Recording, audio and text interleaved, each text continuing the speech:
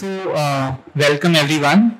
And today we have a kind of slightly different format of our CCT conversation series, for which I will give a very short kind of background.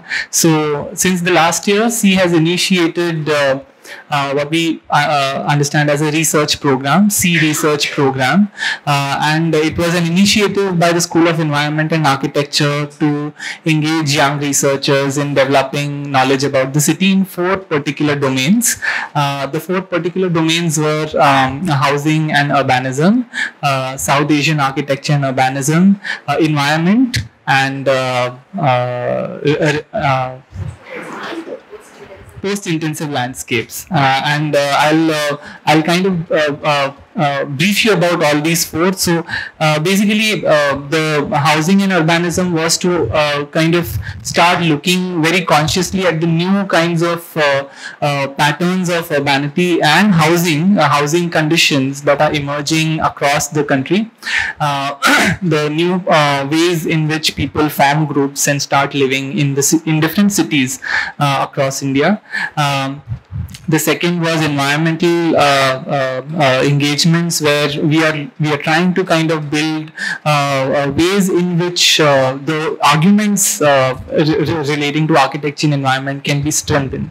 One as we are going along to teach, we realize that there's a big lacuna in the material available for teaching about South Asian contexts, and so the third wing, which was the South Asian urbanism and architecture research module, was formulated, under which we are trying to strengthen the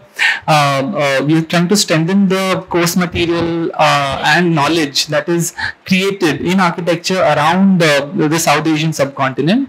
The last one was post-intensive landscapes, which looks at the condition of intensively used landscapes like the mills, the mining sites, and there are so many of these sites which are getting created after the industrialization process today in the city, in different parts of the country. So these were the kind of 4 research trajectories in which we initiated a research program, under which we invite young researchers open to all disciplines, but primarily we have been getting architects who are interested to do this research, and we have been running this program for the last 2 years. This is the second cycle of this research program, and we have this year we had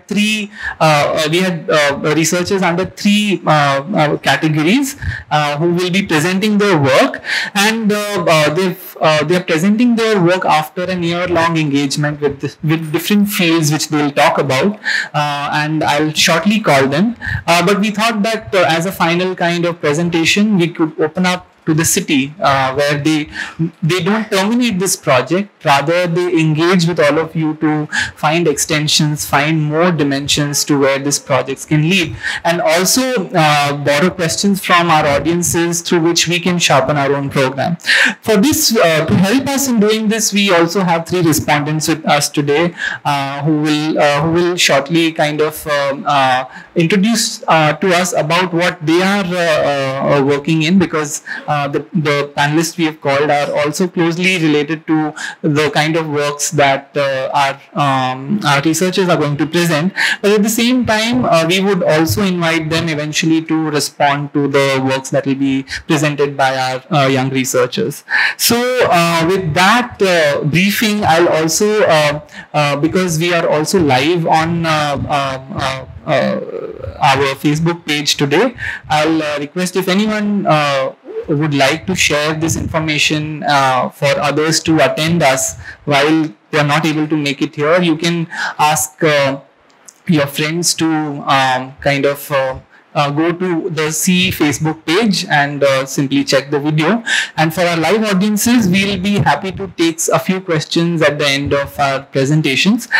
Finally, the structure of today's kind of discussions will be that we have three speakers in the first round who will present their research one by one in around 15 minutes, and then we will have our respondents kind of one by one talk about what they are doing and also kind of tie up their response to the presentations that have happened. So with that, I invite our first speaker, our first research associate, Apoorva Sharma, who is going to present her work, Stories of Cooperative Housing Societies in Suburban Mumbai during the 60s and 70s. And just to kind of give a brief background in her past engagements, Apoorva is essentially interested in design processes and cities. She studied at CEP University and has been an urban fellow at the Indian Institute for Human Settlements. She interned at the Urban Planning and Architecture Design Institution in Fudan University, Shanghai, and participated in an exchange semester with the Architecture of the Interiors Chair at TU Delft also. She has traveled extensively. She maintains very meticulous notes in the form of drawings, and she believes creative processes have the potential to transform our cities through exploring alternative futures. And her research is one in that direction. So I'll now invite Apoorva to present her work. Welcome, Apoorva.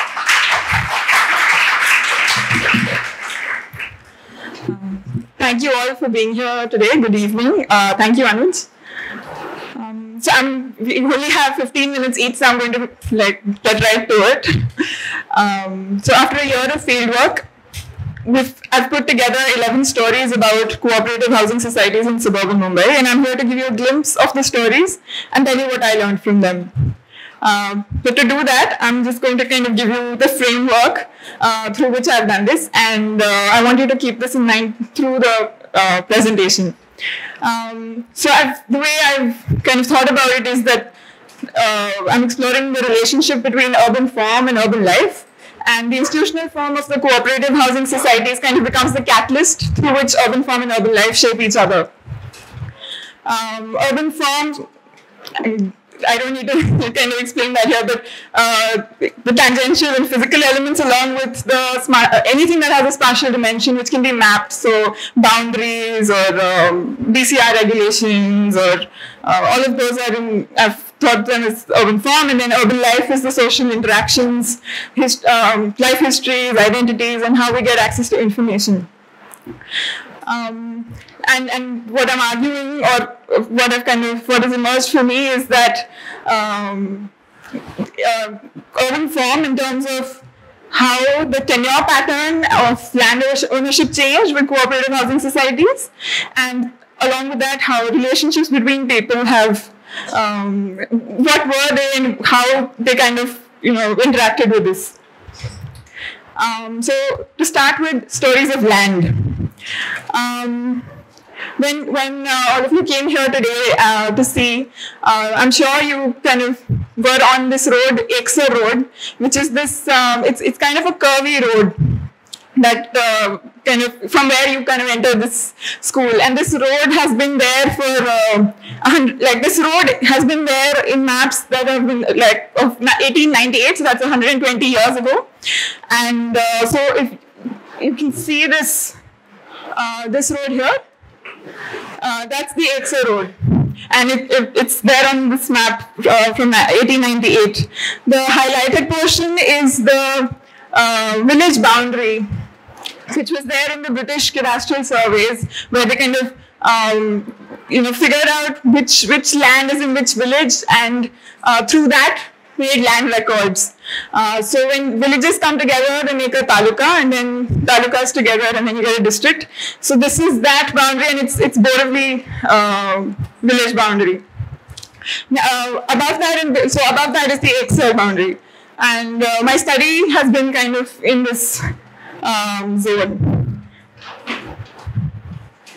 So I just want you to kind of keep in mind the two roads, the Gorai Road and the Exer Road. And this is 1934, when the station, and around the station there was some settlement that had come up. And so you, even in the previous map, as well as this one, there are villages that you can see that were already existing. So there's Babhai here, and Naitur, which is down this road ahead, and yeah, Nashimpoli and Korsar. So this is 1934, and this was the time already that some of these people that I spoke to in these villages, their grandparents had already sold some of their land to somebody else, and there were weekend houses and farmhouses that were coming up. And they're still kind of imagining a parallel universe where their grandparents may not have sold that land so early. So the next map is in 1966, where so the kind of village boundaries continue is kind of something that stays along in each map, and you can see how the settlement has kind of grown. You can still see Eksar Road and Gorai Road, and the settlement near Eksar, as well as where Babhe is. That's coming up. And so this is 1966. This is, so in 1957, a major change happened, where this is post-independence now, and then this is where the municipality boundaries of Bombay City expanded to the Salsette Island, and suddenly all of this land, which was originally agricultural, became possible to develop as urban. And in the decades following this, which is 1960 to 1980, the population of suburban Bombay increased by 100% in each decade.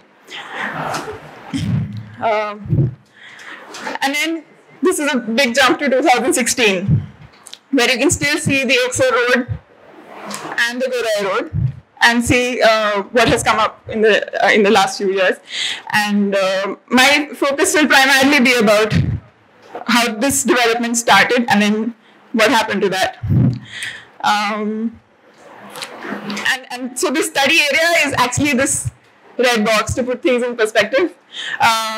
That's Bombay City, which is kind of heavily focused on in research until now, but my interest has been in this little box over here, right in the north of the city.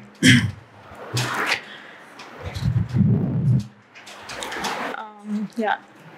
So my research is focused on two large private layouts of cooperative housing societies. One is Paranjpe Nagar here, and the other is Govind Nagar here.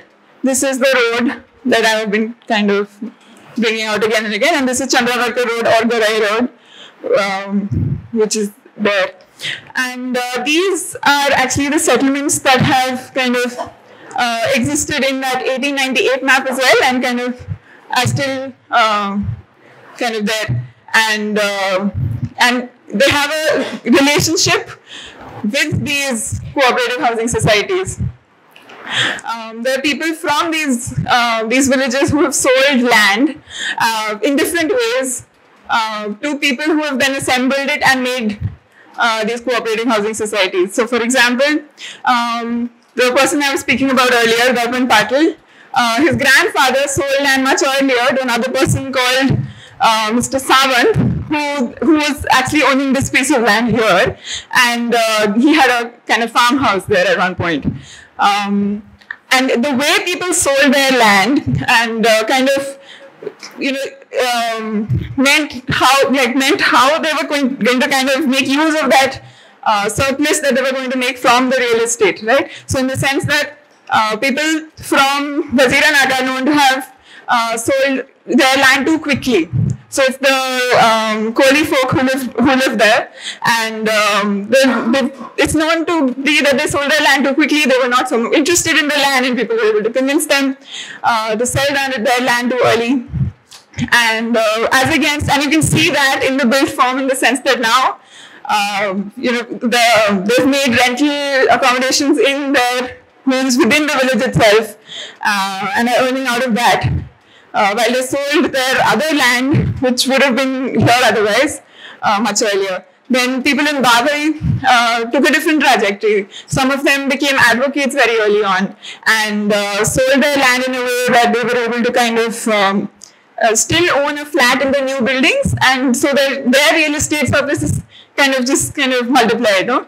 And similarly in Eksar, some people saw how a builder takes up land, builds a cooperative society, and then kind of learned the business themselves, became builders. So there are contractors, there are builders, there are politicians in this. So basically, these are the people who had very intimate knowledge of the land from long ago.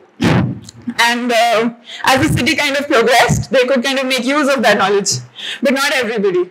So people who had land could get some real estate surplus out of it, did things, but then there would be others, like people who've been tilling on the land, or sorry, I don't know why my voice is shaking.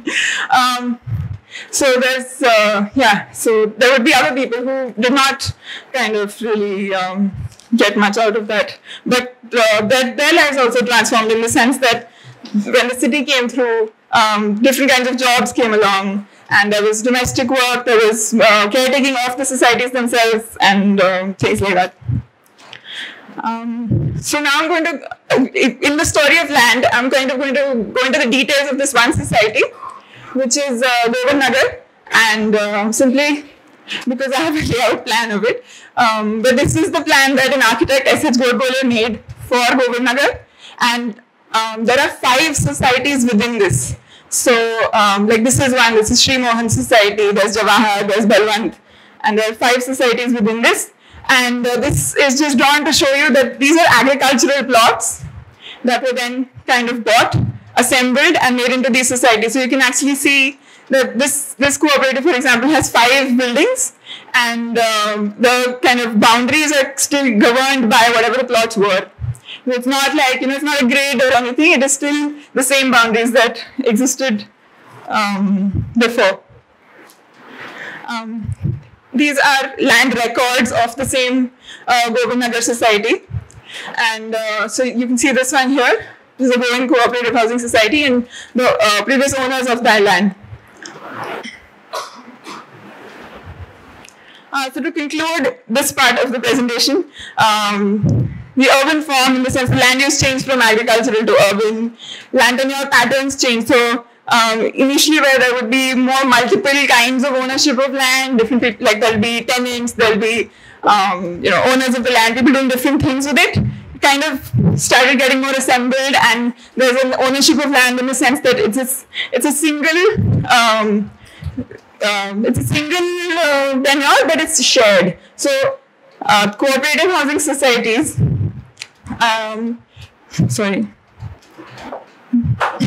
mean that people come together and buy land together. So they kind of share their resources and then buy land.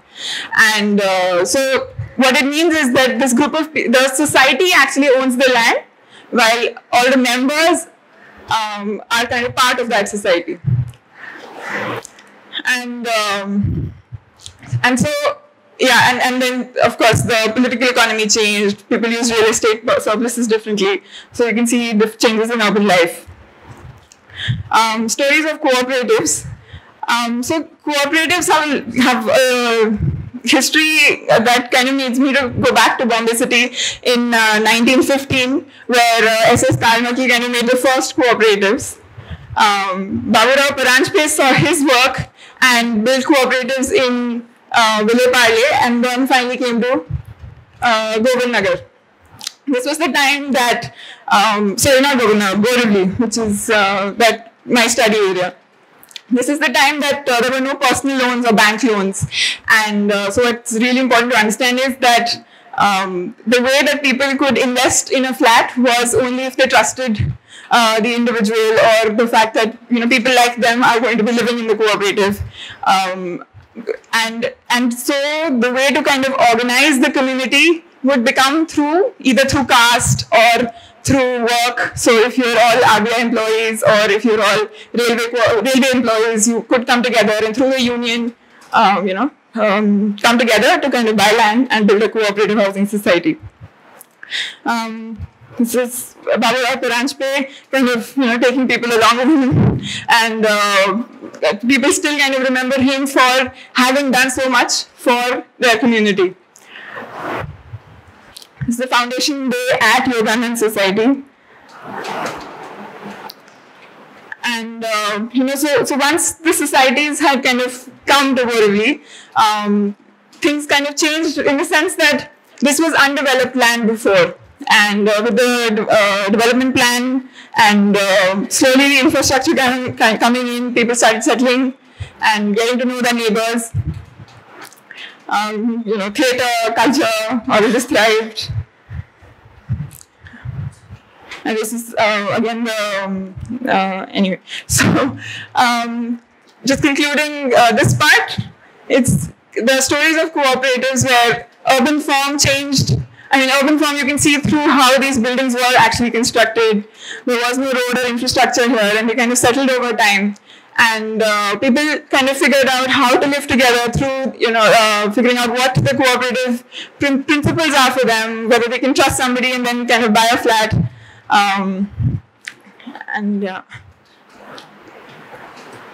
Stories of buildings. So the way that people were able to kind of do something with the fact that they all owned this land together depended on what relationships they had between them or how that society was actually run. So for example, Yoganand society had only Maharashtrian Brahmins in the cooperative society, and the way that they kind of worked, made decisions and all, depended primarily on a value system that they shared. And you can see that in the build form itself, in the sense that they extended all their balconies at the same time with the same person who did it. They trusted that whoever the individual was to actually do it in the society would kind of manage the project. Whereas in the Sri Mohan society, things happened very differently. So each sort of extension was done differently and by each individual themselves.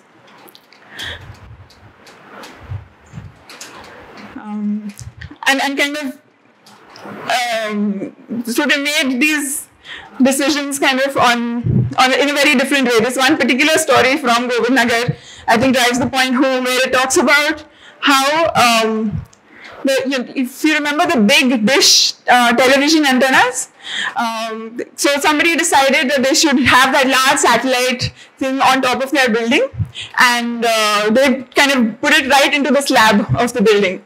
And so once those big dish antennas weren't needed anymore, technology changed and the signals got encrypted, nobody could kind of use that satellite dish anymore, and so then the building the slab was damaged because it was kind of installed right into the slab.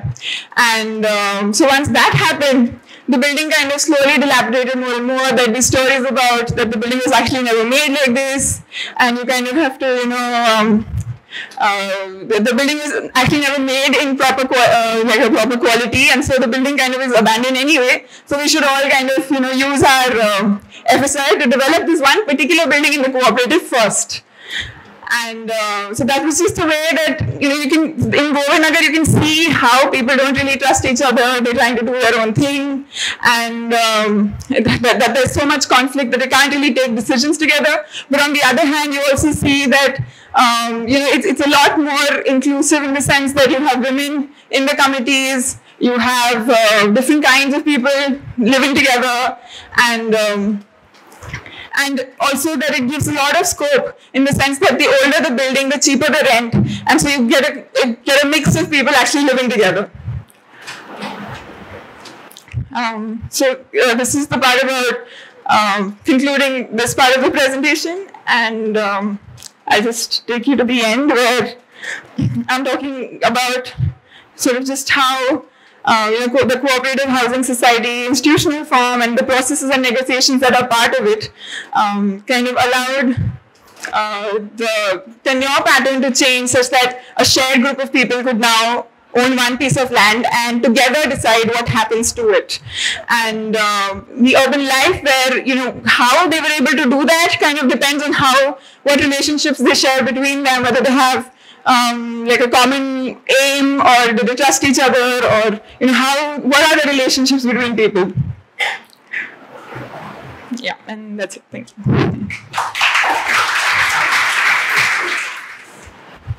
Thank you, Apoorva. It's very interesting to kind of look at histories of our own neighborhoods, because we often don't look at our own buildings of our own environments that we ourselves grow up in. Our second speaker for today is Chinmay Shidhore. So until we get his presentation on our system, I'll give a very brief and quick introduction to Chinmay. Chinmay is a graduate from the Kamla Raheja Vidyanidhi Institute for Architecture and Environmental Studies. He's very interested in the questions concerning the architecture in relation to the environment, so social hierarchy and economics. He has won the first prize on the international level in the 15th IAHH, that is the International Association for Human Habitat Student Design Competition, themed affordable and sustainable housing for all. He has also won a prize in an international competition which is organized by Kamla Raheja, titled The City and the Water's Edge, and his works have also been a part of the State of Architecture 2016 exhibition, and also the 2020 of Future Under Construction, and also the Kalagoda Arts Festival in 2018. Chinmay has been engaged in understanding indigenous communities and how they built, what is their conception of the environment and habitation, and he has been studying very closely a village near Jawahar in Maharashtra, and his thesis is titled Thinking Forest, Decoding the Warli Ontology. I'll invite Chinmay to, Chinmay, you can connect your computer to this. We have a cord. I think we are facing a slight technical issue. So what I'll do is, until we get the presentation for Chinmay arranged, I'll invite our third research associate, Vastavikta, to present her work.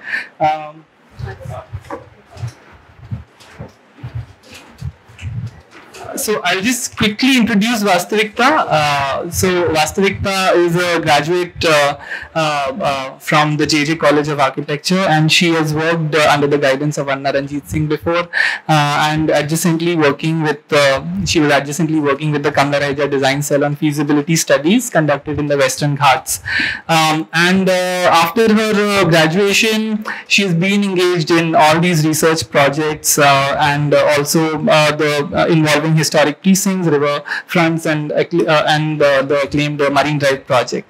And she's recently finished a fellowship on studying environment in Colombia, and she just back to present her thesis here. Over the last year, Vastavikta was actually closely involved with studying the mining landscapes of Goa, and she's done a lot of intensive field studies there, and understood what is the new relationship in the people living on the edge of these mining sites with these sites which have been intensively landscaped. So I'll invite Vastavikta to present before Chinmay, and we'll see Chinmay's presentation later. So Vastavikta, please.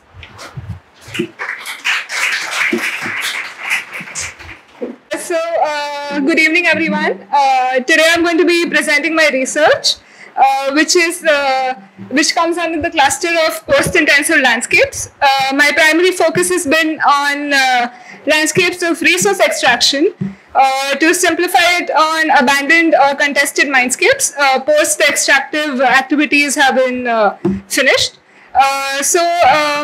It's titled New Natures, and as you can see over here, it's just a drawing of one of the mining landscapes in Goa, and it is a question of the post-intensive landscapes, and it's primarily based in the iron ore mining belt of Goa, wherein I've investigated the idea of what happens in a post-extractive economy, and what are the new narratives and new natures that emerge from a now seemingly dead landscape. And what are the imaginations and the aspirations of the communities that live within these landscapes, and how do they start manifesting partially and into, kinship systems. So what I've done actually with my study is try to make a graphic novel out of it.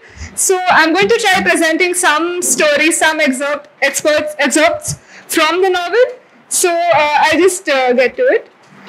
So it's 3 o'clock in the night in the northeastern district of Goa called Pisillem. A small mining hamlet lies asleep, surrounded by a now man-altered martial landscape of resource extraction.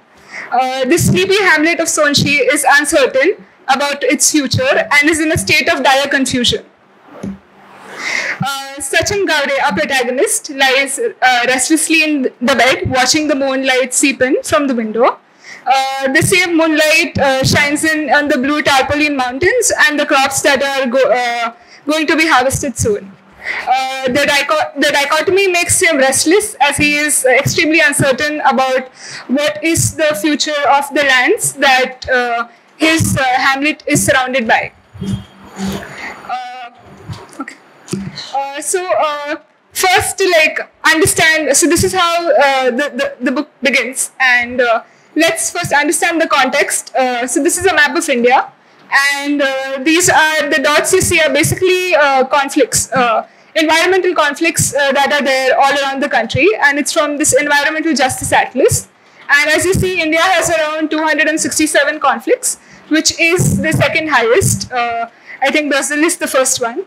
And over here, these conflicts include resource extraction, nuclear conflicts, mining, fossil fuel extraction, water management, and everything. And out of these recorded, and the ones that are recorded are mainly by these groups and NGOs that are working in these landscapes. The ones that you see are mostly, these are all the extractive conflicts that are recorded. So over here, even if you know, these are the coal mining, this is the coal mining belt, and over here, this is Goa, where you have a lot of iron ore extraction.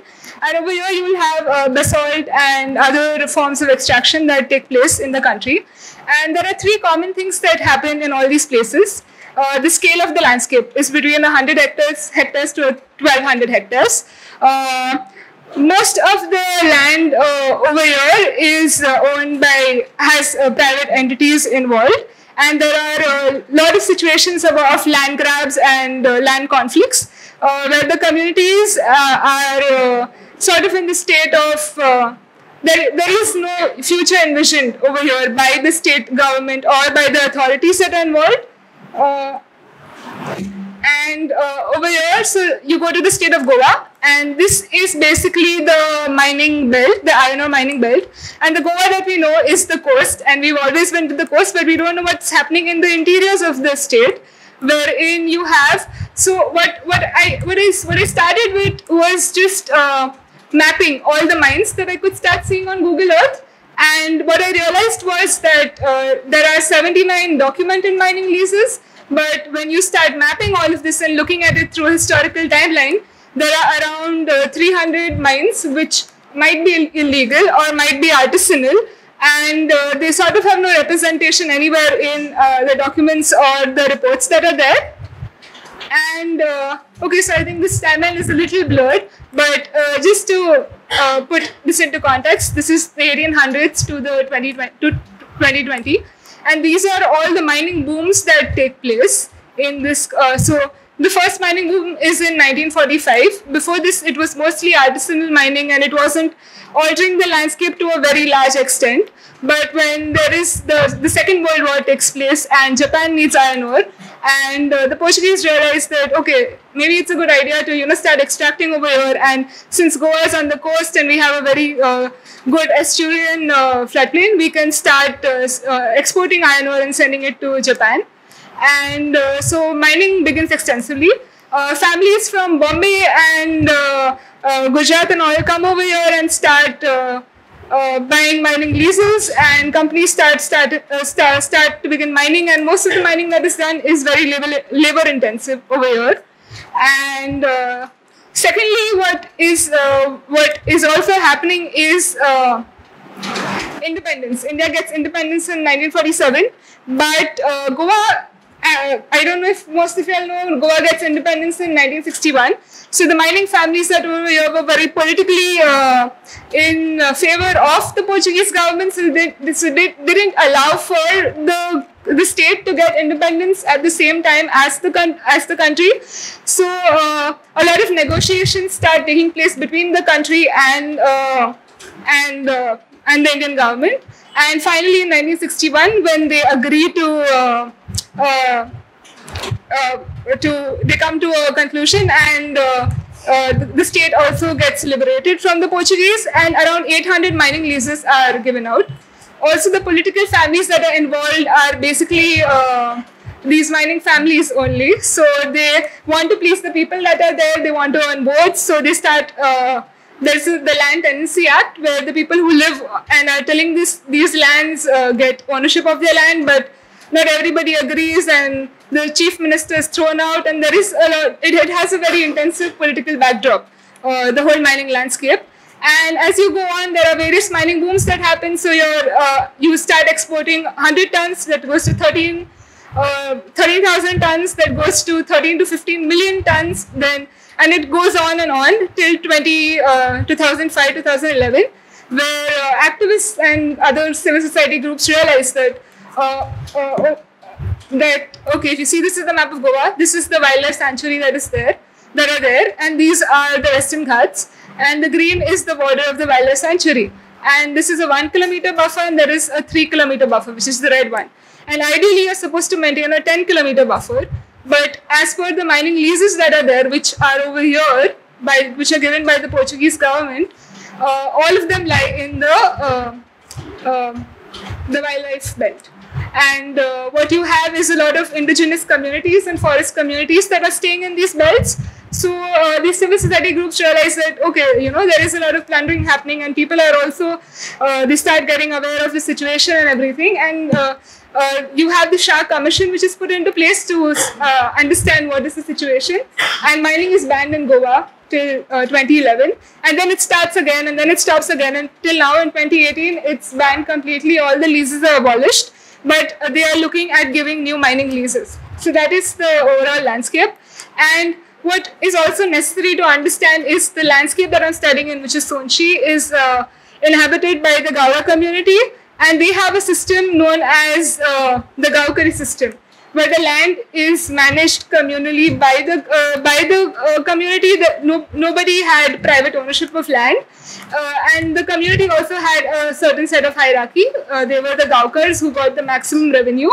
Then you had people, the saints, who were. So this Gaukari system later got converted into the communal system by the Portuguese, and they felt the system is well good enough, and what they have to do is everything that is grown or anything, a revenue has to be given to the Portuguese, and you'll have somebody who's looking over the community. So Desa is introduced, and he later becomes the landowner because people can't pay all the taxes, so the land ownerships are transferred to him, and this is later transferred to the Panchayati system. So in this transition that takes place, the land titles are very muddled. So the tenants who are actually working on the land and everything, they don't get the land ownership that is theirs. And so this is a map of Sonchi, and Sonchi is over here. And this is Sankulam, which is the urban counterpart of Sonchi, where and these are all the mines that are there. So if you see, this is the town, and these are 6 unoperational mines around Sonchi, and the mining belt goes like this. And this is Sankulam. And there are 2 more towns, smaller hamlets that come up, Velgaon, which is like this migrant settlement, which comes up later on, and Kothambi, which was the Devasthan for this entire region. So what I'm going to discuss is stories that revolve around these 4 settlements, but that stem from Sonchi. And also, so this is where the epicenter is, and this is how the mining processes start going towards. And if you see, this is the river that is there, which is used as a conduit to transfer the ore. And you see all the roads and networks that start developing they follow the logic of the resource rather than the landscape that is there. So to feed into the idea of how do you connect to the ports at the quickest point, and how do you, these are all truck routes that start getting converted into proper roads and highways later on. And the purple lines that you see are basically these migrant hamlets and infrastructure provided by this thing. And we have done this in the 6th semester landscape studio, where you are understanding how the landscape is basically overturned. So you have these 2 mountains over here, but when it's mined out, the landscape inverses. The topsoil becomes the bottom soil, and you have a lot of dead soil over here. Productivity reduces. There is a river a small stream that used to pass over here, which is completely gone. And this is the final landscape where you have these big craters that are there, and there is a mountain over here which is completely gone over here, and that mountain had this religious sort of association. They had the Sateri and the Ravalnath, which have completely vanished, and a more heterogeneous community is formed with migrants and people who've come from all over India to come and start inhabiting this landscape. And this is how Sonchi basically grows, which is basically, actually this is Sonchi, and this is the ribbon development that takes place, which is the migrant town. And I'm just going to run past this because I'm running short on time. And this is Sankulam. So this is all the housing colonies that come up, which are done by the mining companies, so by Bandolkar, Chaugale and Salgaonkar. And this is 2002, and all the capital which is earned over here starts getting invested in these towns. This is 2010 and this is 2018 where the growth is happening. And these stay the way they are, basically. And this is how basically the landscape is sort of changing with each crater coming and the transition that I spoke about. So basically what happens is Sachin is basically walking along the landscape, and he's also a farmer, and he realizes he's hearing strange noises, and he's seeing eyes, and he's seeing various things in the landscape, which he's finding it unusual because he's always grown up with this very red, dry sort of a landscape. And he's reminiscing the time when their family had orchards at the edge of the mine, and he can still see them, but they're under. There's a court case going on in them, and in the morning he's reading a newspaper where he realizes that okay, the Goa Foundation is working on this idea of intergenerationality, which is basically cooperative mining, and he has ideas of his own. So he goes to meet the founder, and where he has a fact sheet of the entire region, and these are the main mining. So this is the village which is over here, and these are the big mining concessions which are given out, and a conversation takes place where about the mining regulations that are there. And most of the mining regulations and the acts that are there, you realize, is that there are provisions on how do you procure a mine, or how do you mine scientifically, but there is no provision for what happens post the mining. There is no provision for a post-mining closure. And he decides to take matters in his own hand. Simultaneously, there's a meeting happening in another government office in the Indian Bureau of Mines, where they're looking at case studies from all around the world as to what can be done of these mining landscapes. So you have places which are converting them into tourism destinations, or in Germany they're becoming lake districts, or the mine dump is becoming this place of post-mining tourism. And whereas the companies are basically, so this is a diagram of the forest. This is where the Kaju plantation was, and the companies, as a strategy to show that they are regreening or regenerating the landscape, has started monoculture plantation of teak wood, which gets cut every 5 or 6 years. So there are all these parallels that are happening, but Sachin has this aspiration of replanting his community, his orchard over there. And since the land is initially owned, there is this idea of tilling the land together. So he gathers people and they discuss the possibility of changing these mines into landscapes that are there and are looked after the village, and where they can sort of own. And what also happens simultaneously in the full story is, you see, nature is taking over the landscape by itself, because there is such an impasse that nobody is in a very formal way talking to the landscape. You have monkeys that start coming in, the lakes, they start getting occupied by fish and crocodiles, and new things have started growing everywhere. So there is this aggressive form of nature taking over in certain parts. So that is one story. And the next story is about how has mining enabled a patriarchal society to change into a more accepting society, where women have started also, like when they initially started going out to the mines and working in the, so it's about this narrative of a girl who's walking along the landscape and how things are turning red. So she starts in this place where it's all green and lush, and as she nears the mine, the whole spatial quality of the place changes to this completely red landscape. And what you see is dumps and women coming over here and working in this area. And it's about basically a whole community which is forming, new relationships that are forming in this mining dump itself, and where women are sorting the ore and filtering it. And what happens, and this is the full landscape, which is in the end become completely red. And what happens is, once the mining is closed, all the men, because they've invested a lot in trucks, they start going out to other states to find work. But the women are left inside these hamlets. And what they do is they start becoming entrepreneurial, and they start different services, or they start packaging assignments, or they begin sewing, and the whole landscape. So the red ones that you see is the whole infrastructure appropriated to start to support the occupation that they want to sort of come up with. This third story is about the Devasthan, which had a lot of khazans. Khazans are basically farms which have a very old water irrigation system which had water coming in. And what happened was, it was very strategically located, so a new cable car system came into place, and the people started earning a lot of money because they started becoming a part of the whole mining extractive economy. And once the mining stopped, what you see is a lot of things growing, and the same khazan, which is converted into this cable car transport system, is used in films, or it's taken up by these private companies to become these club areas and everything. But there was this hesitation because there were lands which were still there. And my primary question was, I'm sorry, I'm going to just go quickly. My primary question was that, why don't you go back to farming?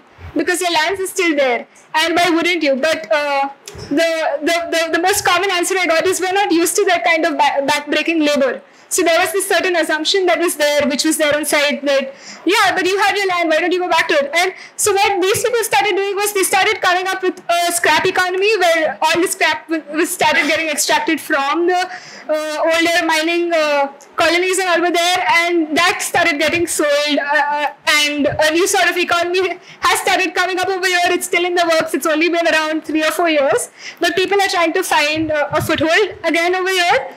And so this is just it was a really nice experience for me, because the Jagar is a play that celebrates the fertility festival in Goa, and it talks a lot. There are poems which talk a lot about the vegetation and the biodiversity which is there, and experiences. So this is about how a person is walking towards. So there's a procession that goes to the river, and how a person is walking towards the river, and there is this crunching of seeds that are fallen out of the seed pods. And so it basically documents the whole landscape in a very nice way, which is not very scientific but very experiential. And this is what is happening, where they're walking and there are certain smells, and there is white grass growing, and they walk towards the stream. And there is this flower that blooms, and they harvest the flower, and everybody celebrates the festival. But in a post-mining economy, where the vegetation has completely changed, the whole form of the Jagar has changed. And you have migrants which are sort of, they're trying to reminisce and trying to create this garden which they aspire for the land to be. And what is very interesting is, because when we were on site, we realized that a lot of them are getting soils from their villages and trying to plant new things over here. So now you have like this black cotton soil which is coming from different places, and a conscious effort is made to recreate a more resilient landscape over here, and to celebrate the whole ecosystem, so it is a story about resiliency and this need to work with the land. And so that is my presentation. Thank you.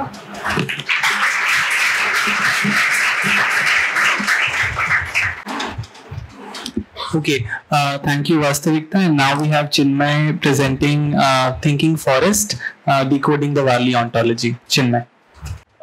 So my work revolves around the Warli community, which... Hello? Better? So my work revolves around the Warli community, which resides to the northern part of Mumbai. And in the course of the last 1 year, I have tried to document the various processes that are involved in the way in which the Warli community actually perceives nature. So the very concept of nature is perceived slightly differently in the whole community. And through this presentation, I will try to give a glimpse of what I mean by that. So, before starting my presentation, I actually want to start with a vignette, a sort of a story that led me into this whole research. So, I'm going to present a small song over here, a Warli song over here. And I'm going to try and do it in the Warli language itself. So, it goes like this. वडाच्या बुडाची चोरी झालया रावणाची चोरी रे झालया रावणाची चोरी नळाला न जोडून पाणी नेलया मुंबईला रे पाणी नेलया मुंबईला वडाच्या बुडाची चोरी झालया रावणाची चोरी रे झालया रावणाची चोरी नळाला न जोडून पाणी नेलया वसईला रे पाणी नेलया वसईला. You can read the translation of the song to the right. As the morning proceedings open to an electric mood with bright smiles dancing in circles to the tarpa dance with sounds of the dholak and the gunru, a veil of thick clouds carrying the rains loomed over the Vadacha Gudachi Chori song that speaks of a long-standing battle which the Warli community perceives as an appropriation of their water, forest and land resources, and more broadly, the continuing conflict with the forest department. The popular invocation of the mythological demon king Ravan in this song draws attention to an already established resource flow relationship between the tribal community's hamlet situated to the north of a metropolitan core like that of Mumbai and the megacity itself. So the highlighted area on this map is actually the Palghar district, and parts of this district are actually Schedule 5 region zones, and I have actually gone and worked in one of these villages. So allow me to dip into my experience of the proceedings of the Ran Bhaji Mahotsav or the Forest Food Festival in Ghatarpada, which happens to be a small hamlet inhabited by the Warli community whose 17 households perch atop a ridge of a small mound next to a river in Maharashtra's Palghar district. The Ran Bhaji Mahotsav was a celebration of the Warli community's relationship to the forest areas. It was a humid back monsoon morning when I set off on a journey to this remote region in the Western Ghats along with a few friends who actually happen to be there in this room right now. And we had no idea of what to expect over there. Another friend who hails from the region had joined us on our journey, and he had asked us, he had told us that it will be a very adventurous experience.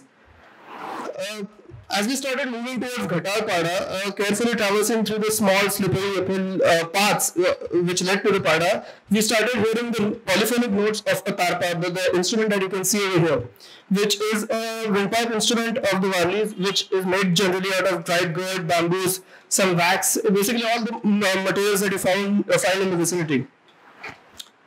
The village had a shamiana in the central space held together by a set of bamboos, and the floor was a bright shade of tarpaulin. A person from the village came there and he gave a small welcome speech, and soon the food came in small steel bowls arranged neatly on the floor. We were served bhakri made out of rice and nagli. Nagli is basically ragi. And about 15 different preparations of green leafy vegetables found in the forest only during monsoons. So vegetables like the kovri bhaji or kadu kandar, dangar, pendar, sheem, the peta, so on and so forth. Vegetables which I had never even heard of, forget having tasted before. So following the meal, as we sat together in a huddle again, I came to realize that the Ran Bhaji Mahotsav was in fact an occasion to conduct a Gram Sabha, which is the monthly village council meeting. So the agenda for that day's Gram Sabha was to map out all the vegetables on a hand-drawn map of Ghatarpada and its surrounding areas. So the exercise of mapping was happening for the first time in the village, and it was actually an initiative project by one of the many NGOs who happened to work there in the region. A man brought a hand-drawn map on a big green board and sort of made it rest on a bamboo in the Shamana. And all the villagers sat facing the board. And after having spent a good time to understand the orientation of the map, one by one they started placing the vegetables from the region as to where each of these vegetables was plucked from. During the proceedings of this meeting, a man raised an important question as to why were these vegetables were being geotagged when they already knew the location of all these vegetables. And I believe that it was a very important question because no one in the room seemed to know the answer to that. But the guy argued that these vegetables were not really resources, but they were gifts from the monsoon god. And so there was something strange that was happening over here. And soon, after a brief moment of quietness, a quick-witted man replied that these vegetables are actually not being documented for us, but they are actually being documented for the forest department officials who don't know their way around forests. And like a sort of fit of laughter ensued after that. Now, granted this shift, the conflict of the tribal communities in Ghatarpada and more broadly across the country with the forest departments stand far from being resolved. They continue on an everyday basis with several instances of conflict. And against this backdrop, the proceedings of the Ghatarpada meeting open out a thought-provoking puzzle. So, Ghatarpada and other surrounding Warli villages present an ontological difference in the way that they perceive their lived environment, where the forest is not imagined as being separate from habitation. This suggests that there exists a weave between the cultural practices and the natural resources in the region, and these relationships have direct implications on the built and the unbuilt form of that village. Now, to take this forward, we can try and understand this through certain mechanisms which could be believed to exist in the region. So there exist mechanisms tended by these animalistic belief systems which pose humans and other non-human beings as being dissimilar in nature but having similar interrelations with their lived environments. Now, we can see that there are certain characteristic qualities of this sort of a belief system where, the ideas like gifting or exchanging or hunting actually characterize this mode of imagination of nature. Now, if we are to posit this on one end of the spectrum, on the other end, we get like a completely antithetical imagination of belief system, which we can call the naturalist belief system, which puts the humans at the center of the resource use. So it basically creates a primary subject and subordinate objects to actually feed into the system. Now we can say that notions such as production or conservation or scientific resource management actually come under this scheme, because if you actually look at all our government policies, we all actually plan so that humans can benefit out of all these systems. I mean, saving the Amazons right now is important because it's going to help the humans.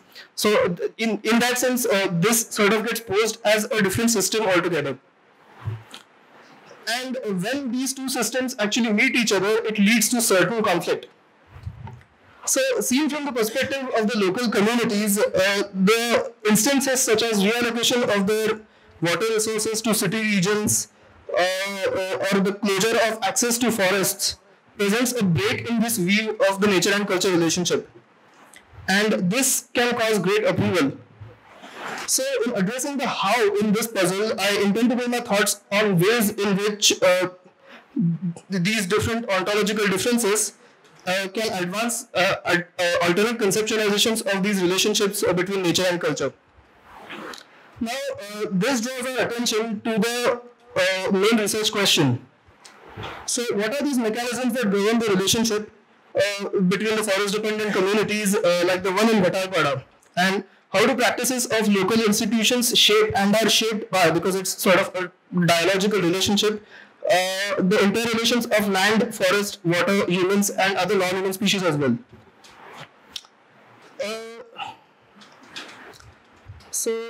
When I started my investigation, I was interested to know. I'm going to actually tell you all a couple of stories which can sort of give us an illustration of how these different imaginations can sort of come together to form an alternate imagination for nature. So today I'm going to tell you all two such stories, and one of them will involve the story of how people actually start forming collectives, and the second story is how is the notion of home or the dwelling different in such communities.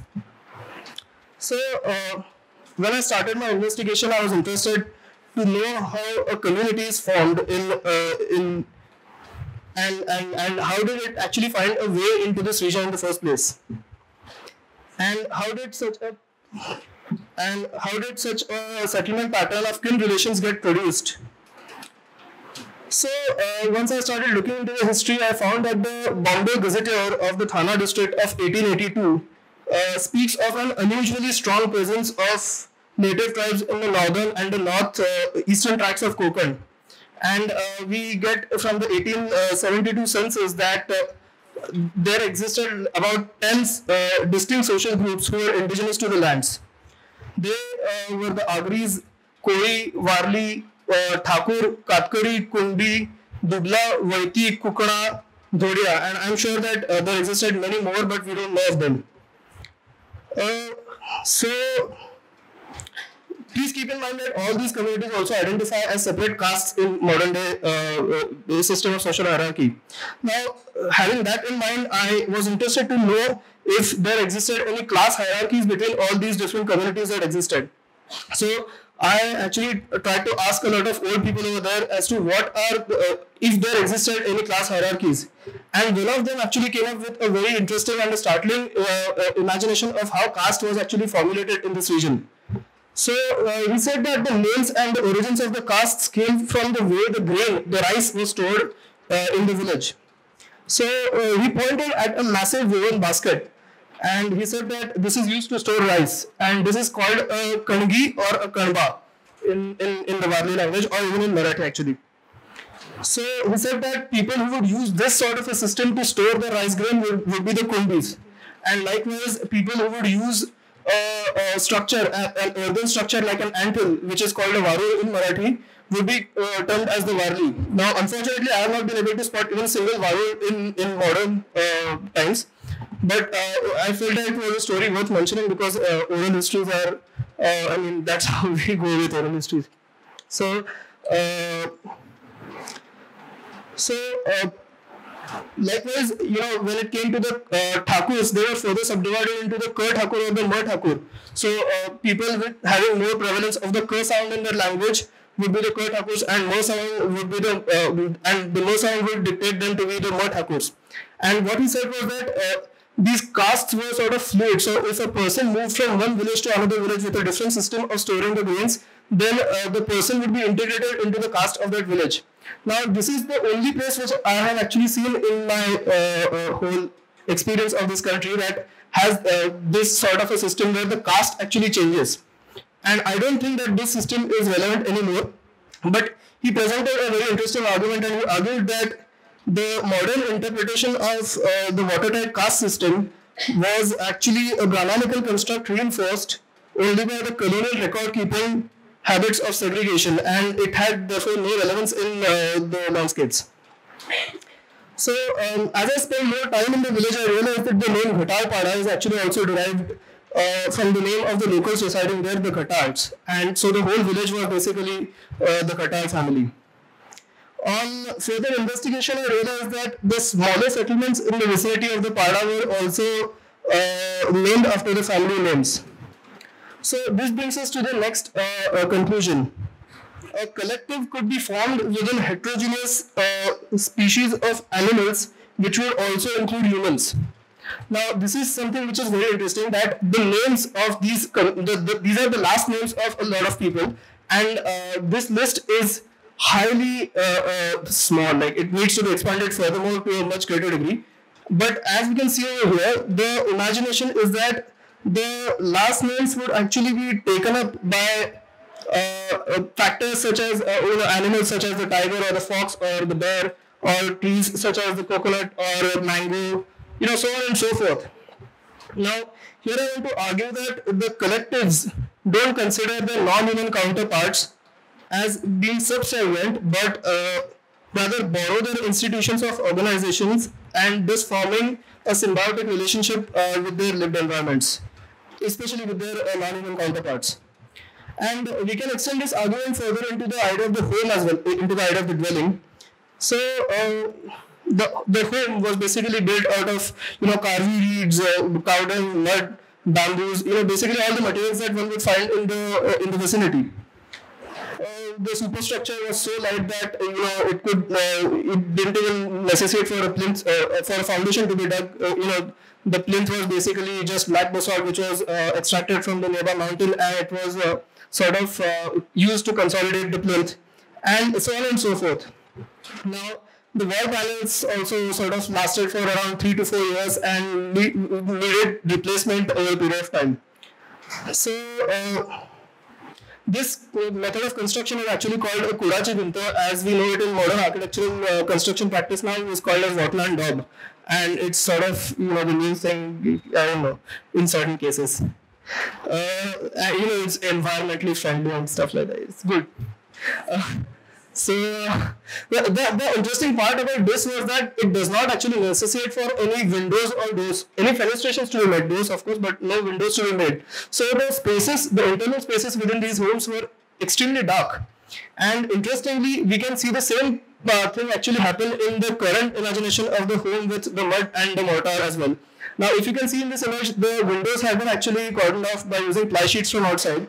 So the idea of the home is that it basically is only a place where you go to rest, and because you are outside working in a rice paddy for the whole day, and you don't want the sunlight to enter your home. So no natural light, please, no, sorry. So it's actually very easy to make an argument for the relationship of the home to the forest, looking at the dependency of materials of construction.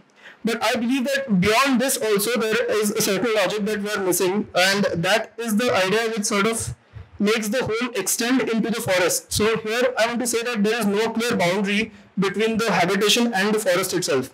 And so to understand this more, we can actually start understanding this through 3 realms, which is the realm of the home. And this actually I am borrowing from Philippe Descola, who happens to be an anthropologist, and he has done groundbreaking work in this particular domain. In his book Beyond Nature and Culture. So the system that he talks about in his book is actually exactly replicated also over here as well. So there is the ghar, there is the bagh, and then there is the jungle. So as the area right outside the dwelling, which in many cases is beaten earth, is generally the domain of is where the domestic life unfolds. It's generally the domain of the woman, where children happen to be playing around, and cow dung is being spread in all the plains. But this area already gives us markers to a transition into the realm of the garden, and further on, the realm of the garden will again give us markers to transition into the realm of the forest. Now, the realm of the garden is basically an area which is intimately visited by generally all the people in the village, but generally this area is the area which actually tends to have more wild characteristics to it. So this is where the children start learning about the hunting techniques, and this is where the people actually start understanding how to catch fish and stuff like that. And beyond this area is where the actual hunting zone begins, and I was quite hesitant, honestly, because the grass generally extended beyond my height, and I was quite scared. But the people over there knew every nook and corner of the forest region, and this was important because hunting actually gives a rise to the Warli folklore. And here we are actually encountered with a number of stories about the legend of the Hindya, who happened to be this extraordinary hunter who hunted every animal that he wanted, and once he hunted so much that the spirit of the forest had to tell him that please stop, because we are running out of animals. So the future clans of Hindya, so all the hunting clans who follow Hindya, actually only go hunting every fortnightly instead of every day.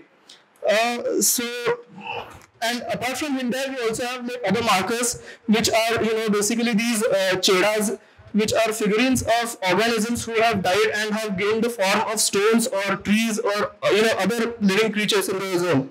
So there are a lot of stories about these Sauri Devi Mauli, who is basically so this is a cheda who is basically a bad spirit who does not let a person dig the ground around him, because the legend has it that he has buried his treasure around it. Otherwise, the person dies.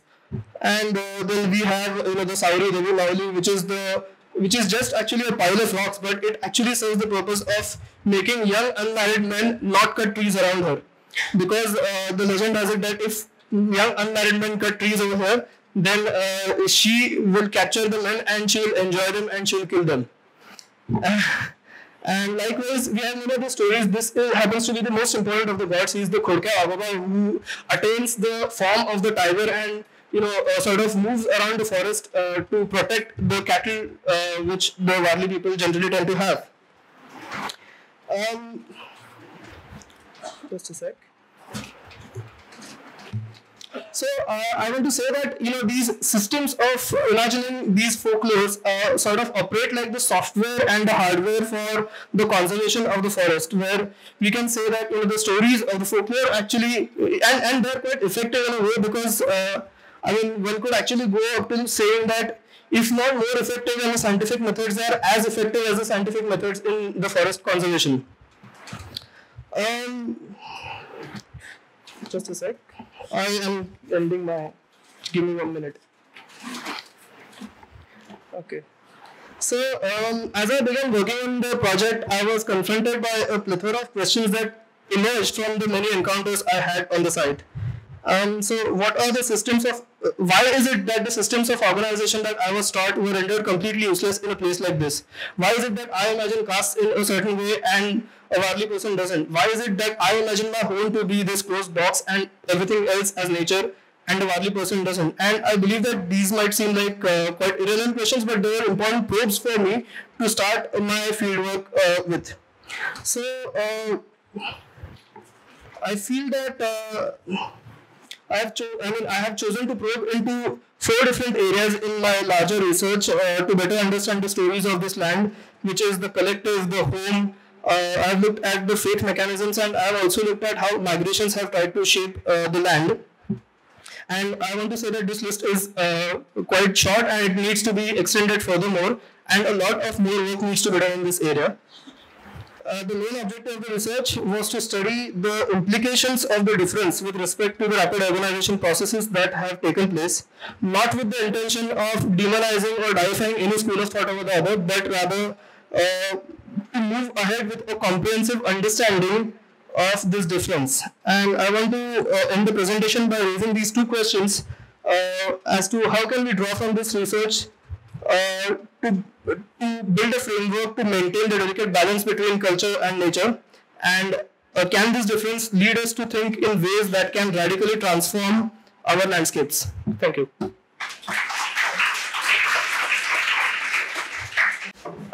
So, hello? Yeah. I'll quickly give a short kind of introduction to our 3 respondents.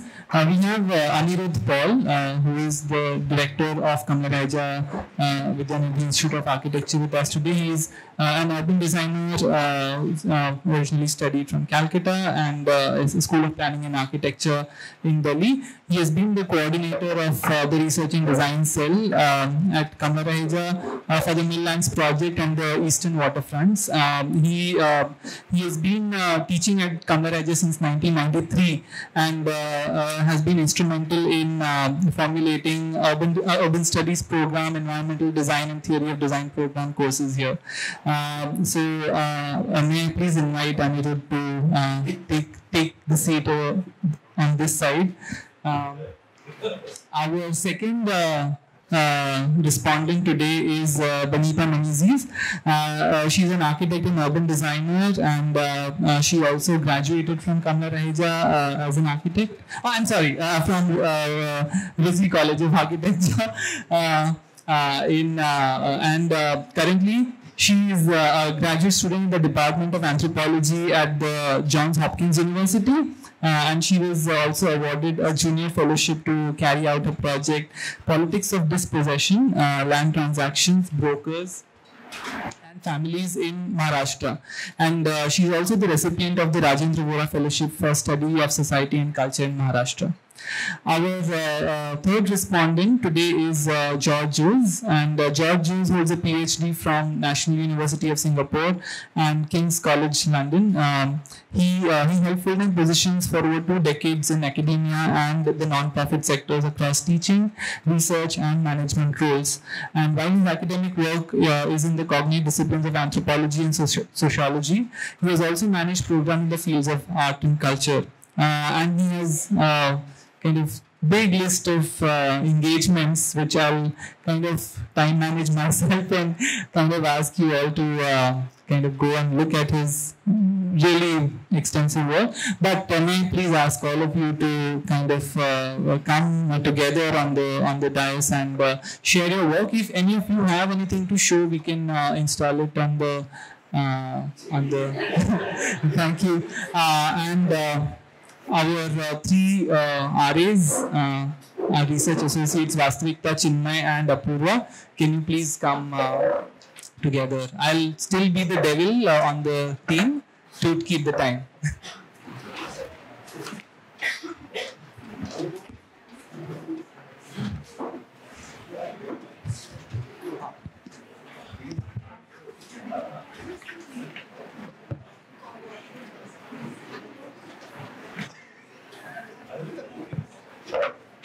In the order in which we were introduced. So the first thing is I have to talk about my work, about our work. Sure. Okay. So that's what I'll do. Okay.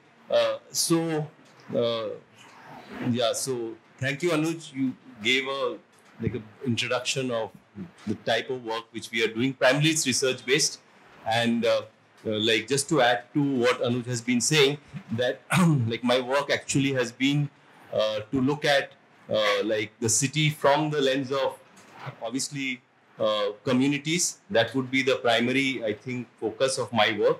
Okay, though it looks at communities which have been in some form trying to claim various claim in the city in form of housing, in form of even my work also goes to the peripheries, okay, where I stay now actually. So I stay in Virar, and it has been looking at even communities there and looking at the claims they make in terms of environment, in terms of their traditional ways of living, how they're negotiating with new forms of urbanity. And the one work which is primarily on housing, which we have been trying to work as a collective through CRIT, very unsuccessfully, I must say, but quite similar to the idea of the Cooperative Housing Society project, which is a very important project because especially the experience which we have working through the organization called CRIT, where we have been trying to work on housing, is that to initiate a project from the community on housing in today's Mumbai seems to be nearly impossible. Okay, the type of resistances you face at every level seems to be extremely huge forces are there in today's Mumbai not to allow this to happen. So it's very interesting in that form, and that I believe comes out to a certain extent in even the study done on cooperative housing, how the cooperative housing itself, as well as the time it happened, allowed this form to enable this form of community, form of housing to happen. And that's important for, I think, not only me, but to everybody of us, that there is a possibility, there is a hope probably that this form of housing can come back to the city of Mumbai, where the community play an important role actually in deciding their own housing. So that's something very important for me, and that I think this project itself, this work itself is a very important work, and probably needs to give hope that there is a possibility for imagining the future. And the work in the periphery, again, it's a complex work where history comes into being, where environment is a big issue, and obviously how traditional communities are also struggling and how they are trying to look at this new urban development, and negotiating this new urban development. Because if you see these communities, some are the farming communities, some are trading communities, some are fishing communities. Okay, all their livelihoods actually have relevance today. They have increased relevance today. Okay, if you look at, let's say, fishing, just to talk about fishing, the form of fishing which happens in Maharashtra, okay, which is a traditional form of fishing, actually is one of the most sustainable form of fishing, most sustainable form of I believe, and also more, if you call it in today's term, organic, clearly. Okay. So and it has more relevance, but yet we don't know what the futures will be. If you ask the young people there in the fishing community, most of them want to give up fishing. Okay. They're not encouraged. In fact, only few people whom I have met there actually have bought new boats. They invested in fishing, but not many. Even farming. Okay, there are practices of farming which are quite traditional and small also, very small scale. Okay, but they are blessed by a water system, a traditional water system, which actually allows that to happen. Okay, but the traditional water system is based on obviously water recharge systems which are getting threatened by the new urbanization that's taking place. Okay, so the question which comes here, and those the agricultural products which happen there still get sold in Mumbai. All of you know, like how important like the vegetables of Asevira are still now in the city of Mumbai, and they actually they have a premium in this whole region. But still, whether that future can exist or not is a big question. So obviously the work which I do again with the people, the local community there, is trying to see how they can negotiate these forces of urbanization and probably chart out a future. Again, I must not say that it's successful, very unsuccessful, but we are trying to document work and trying to probably negotiate with these forces. That's about my work.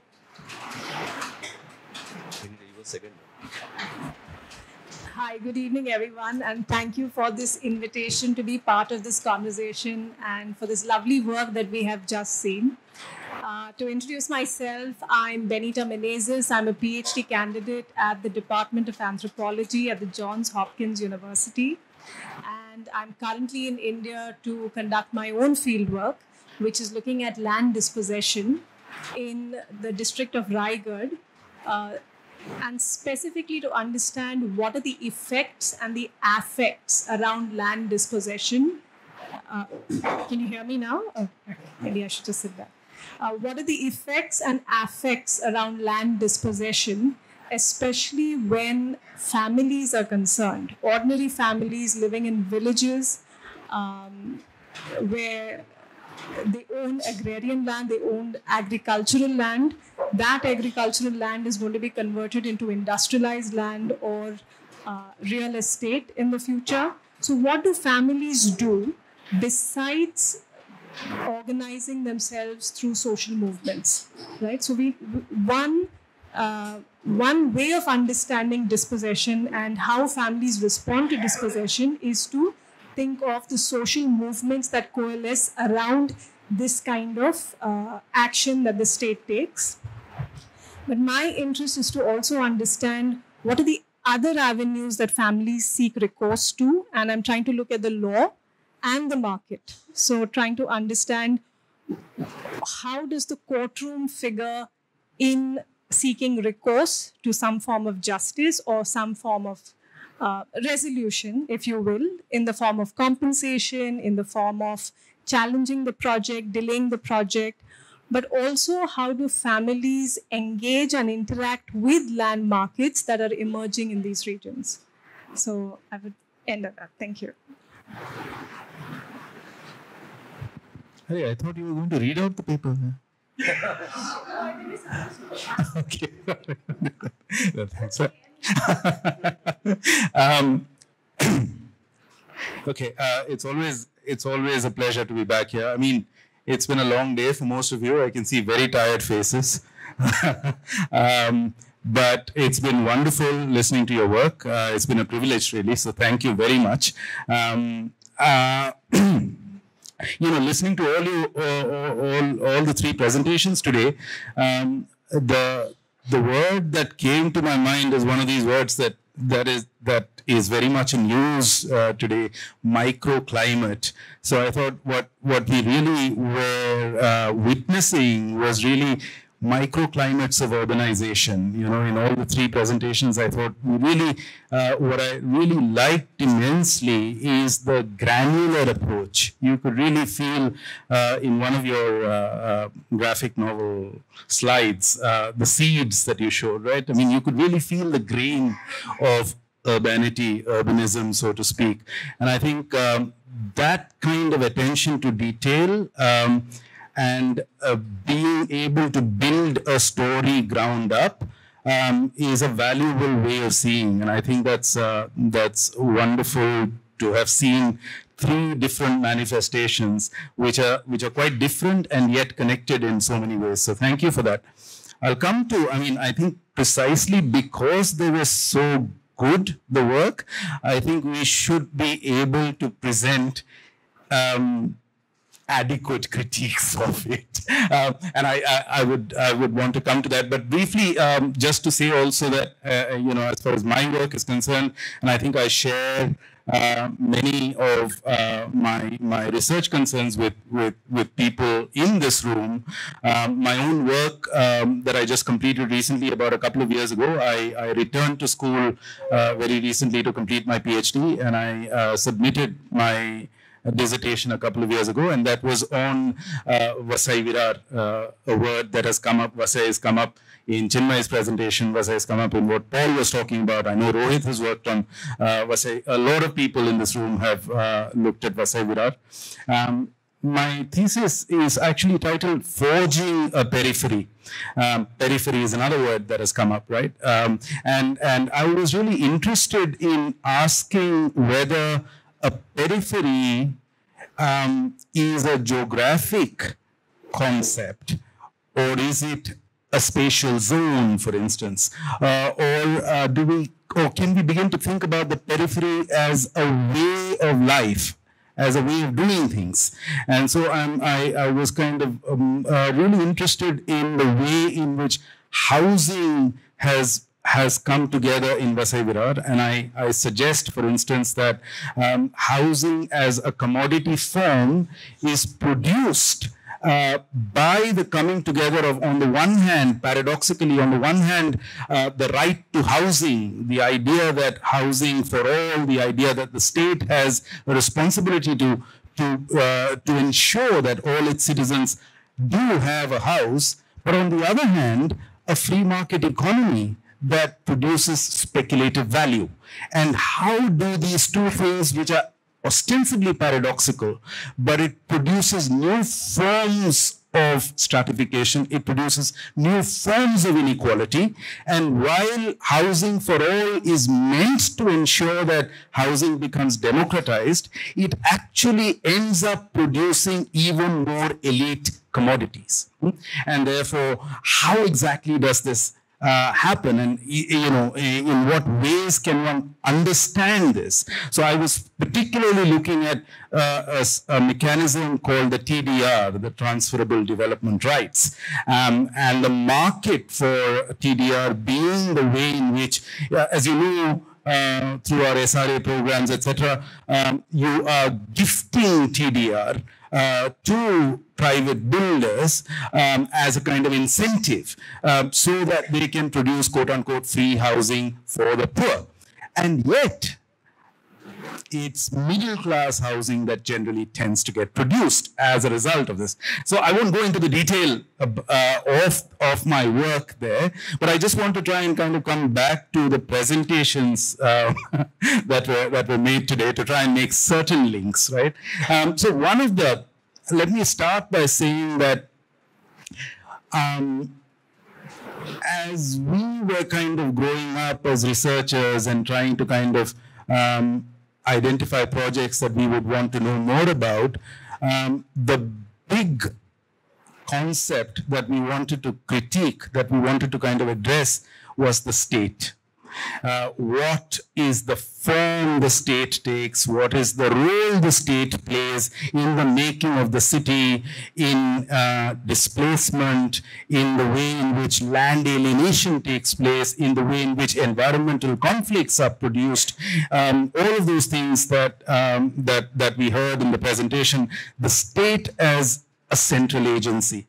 And increasingly, I have begun to be a little disaffected by what I think is an excessive focus on the state. And one of the things I've begun wanting to really turn the lens around. So in a sense, just coming back to your presentations also, I think given that we saw in earlier presentations such fantastic detail, I'm wondering whether we can zoom out a little bit. And, what does zooming out kind of entail? What kind of images does it produce when you zoom out from Goa, from Borivali, and from Palghar, to ask what might be the big picture?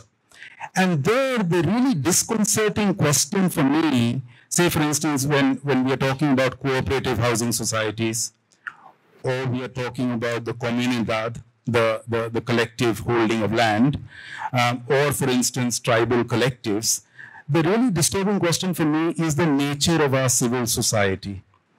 And in a sense, what we know about the cooperative housing society is also that they are terribly inward looking, that they are the places where caste has found a new lease of life, that in many ways, as we know, for instance, from Bombay's own experience during the 92-93 riots, and many of you in this room may not have been born then, but these societies actually mobilized communally to ensure that even people who are not in the same kind of, say, for instance, religious community were made to feel as if they are outsiders. Many of you who may have been looking to find rental accommodation in cooperative housing societies know how difficult it is for single women, for instance, to find, a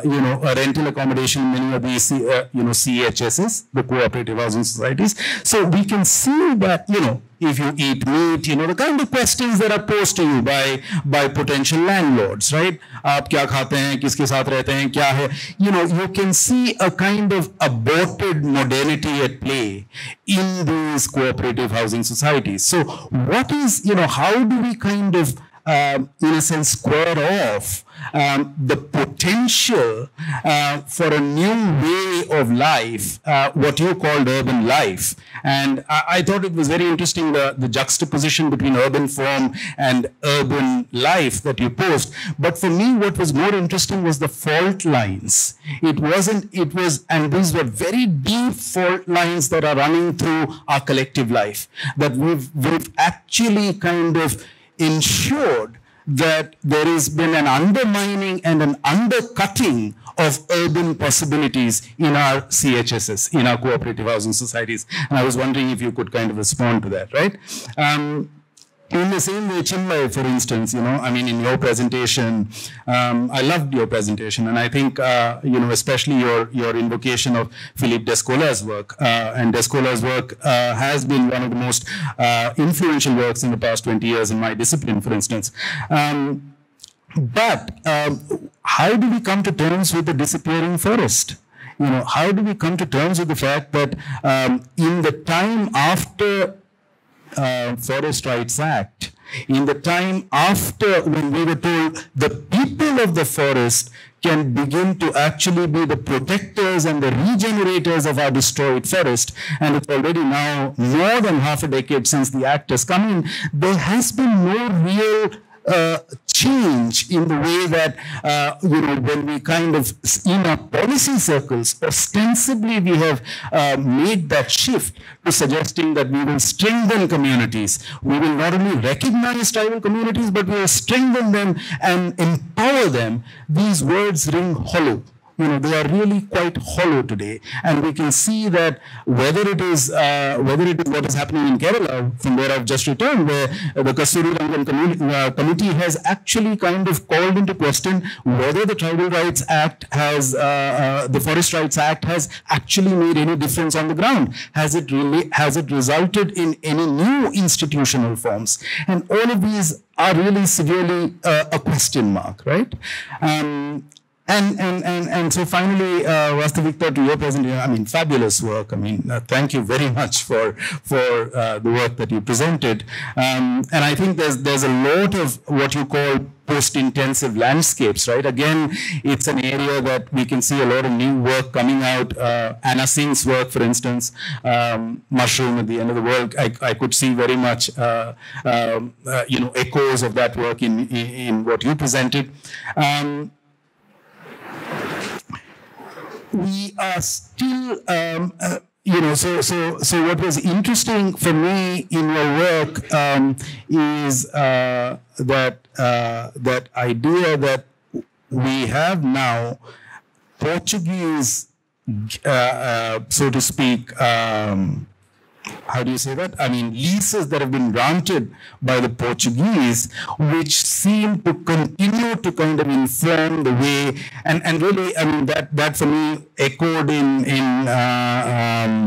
your presentation too, the CHS presentation, where you talked about the wonderful detail about how agricultural land boundaries are still what kind of determines cooperative housing society boundaries, right? So, what is the persistence of history, and how do, in a sense, unacknowledged ideas about the past continue to inform the way in which we are limited in our actions in the present, And I was wondering whether you could reflect on what possibilities the community-held land idea can bring on a mining-ravaged landscape. Is there a way in which the two can meet, I'll kind of stop there.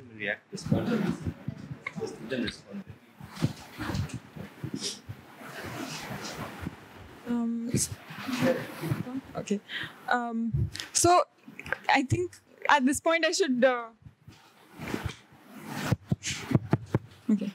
At this point, I think I should tell the story of how, because it's very rare to actually get access to societies like this, and the reason that I could get that access was because as a single woman who's renting an apartment in one of these cooperative housing societies, actually happened through kinship networks themselves.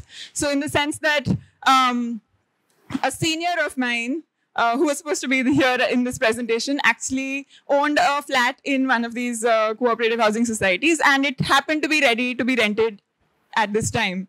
And that's how I got a place in this cooperative housing society in which I was staying. That is the Sri Mohan Cooperative Housing Society. And that is why I could actually get these sort of granular narratives about the society itself and how people came here and where they came from and all of these things. I think the question of access is actually extremely critical here because it is the reinforcing, caste dynamic that kind of is played out.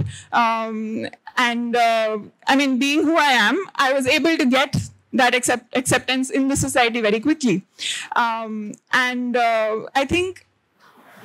I think from then on, once you're kind of in the society, things kind of alter because then you get to know each other. And you kind of move beyond just, the first questions of are you a Maharashtrian or are you not? Or whether you're vegetarian or not, or things like that. And then kind of the opening up happens slowly. And I think for me, the hope or the importance of the work actually lies in the fact that the work is happening at all. In the sense that I was able to get this access and we were able to talk about how kind of caste gets reproduced in these societies, or and we're able to kind of talk about it in this setting and then kind of reflect on it, go back home and think about our own positions in wherever we are living. And kind of expand from there. That said, I think it is also, of course, these things can be incredibly kind of discriminatory, and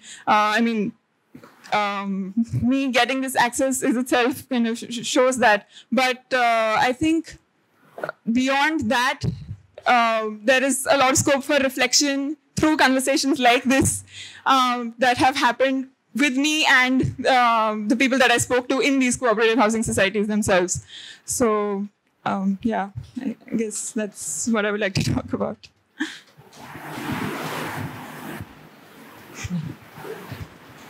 Hello. Yeah. Hi.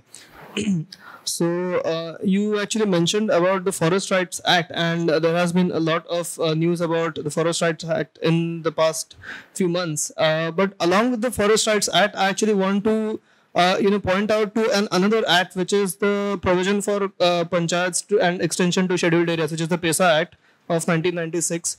Now, the important question, I feel that the question is quite interesting, and that also actually became like a point for me to start intervening with this particular village, is that the institution that the PESA actually creates is the Gram Sabha. Now, to understand the Gram Sabha, we have to understand how it functions. So, it is actually a system of governance where every person from the village whose name is actually on the electoral rolls of that in that village happens to be a de facto member of the Gram Sabha. And the system is actually, in my opinion, the most direct form of democracy that we have in this country right now. So for example, a Gram Panchayat would have a number of Gram Sabhas under its domain, and each of these Gram Sabhas are allowed to perform their governance, in the way that they want to do that. Now, I agree that we are faced with this grave problem right now, that we are seeing a lot of disappearing forests. You take the case of RA, for example, and I believe that to be able to answer that, we'll have to sort of leave this domain of environmental discourse and actually move the discourse to bureaucracy, because what I've seen generally in my field work is that the imagination still right now, I mean, if you go and talk to a forest department official, the idea is that the forest actually belongs to the forest department, and in turn it actually starts behaving like the private property of the forest department official. So अभी ये hurdle को हमको अगर पार करना है तो हमको we'll have to start dismantling bureaucratic structures to be able to create more institutions to safeguard the forests.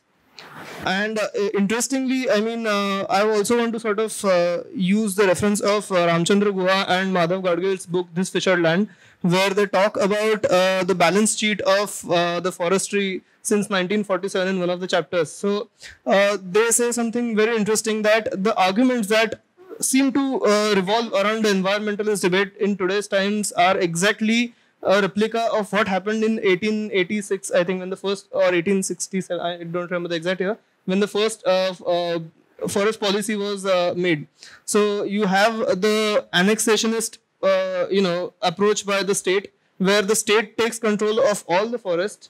Then you have a populist approach, which was the approach of the Sarvajanik Puna Sabha, which said that the forests till now have never been governed and have never been by any governing body, and so therefore the governance of these forests should stay with the tribal folk. And then there was a third approach, which was an approach taken by Dietrich Brandis, who happened to actually make the first forest policy. So he said that you have certain core areas, but certain areas around the forest need to actually stay within the governance of the local communities. And I mean, looking at today's times, we are actually seeing a very similar debate, currently sort of surrounding this whole debate about how do we conserve forests. So, I mean, I don't know what more I can say about that, but उसके लिए तो मतलब बहुत time डालना पड़ेगा हम लोग को, काफी field पे काम करना पड़ेगा उसके, मतलब it will go into the realm of social activism at some point, because then it sort of leaves this realm of pure academic research in that sense. So the question about where community land holdings, how do they come together and work in post-extractive landscapes?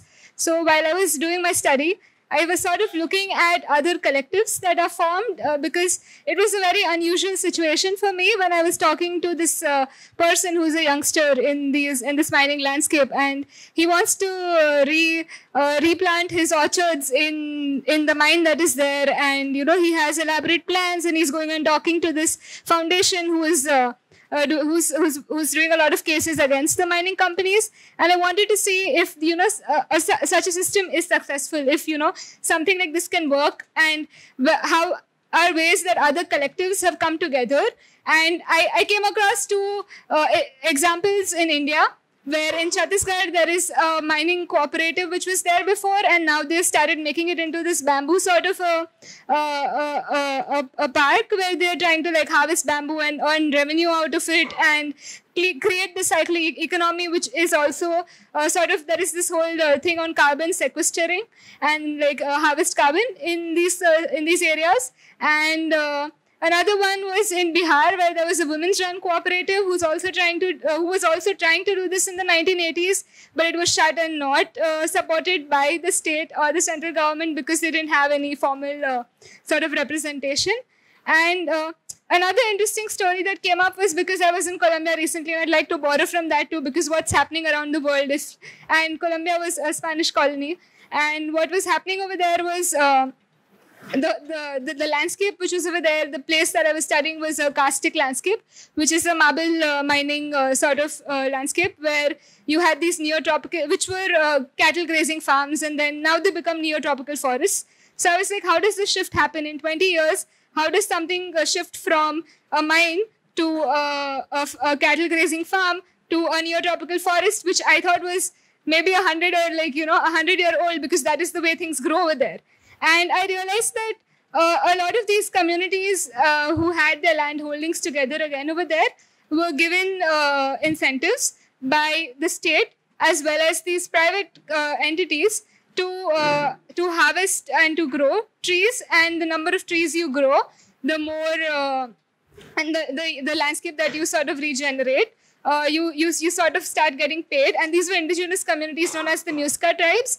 So when in the Paramo region and this whole karstic landscape and all these areas where I was visiting, and you don't realize that these are forests which are just 20 or 30 years old, because you go in this place with this different idea, and you come to know that there are methods and initiatives that are put into place. There's a program called as Bancos which works over there. So for each tree you like look after and you track, you get a certain incentive. And so there are things that are happening which are not necessarily state funded, they're more collective funded, and in some cases the state also really wants to revive the ecology over there. So I think the answer is to start learning from these smaller collectives that are forming around, and then coming up something which is more context specific to your region.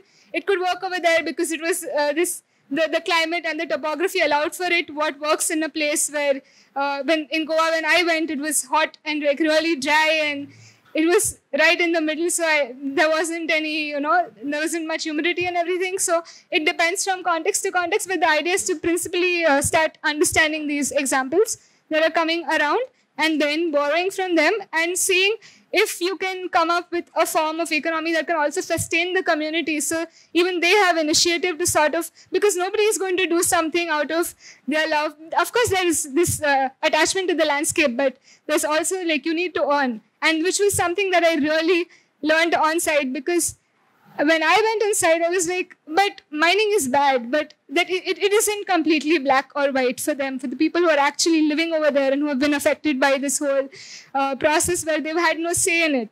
So they need some initiative to hold on to and regenerate the landscape. So I think that would be something that I'd personally, like I really have enjoyed investigating and looking into in my study. So yeah. Okay.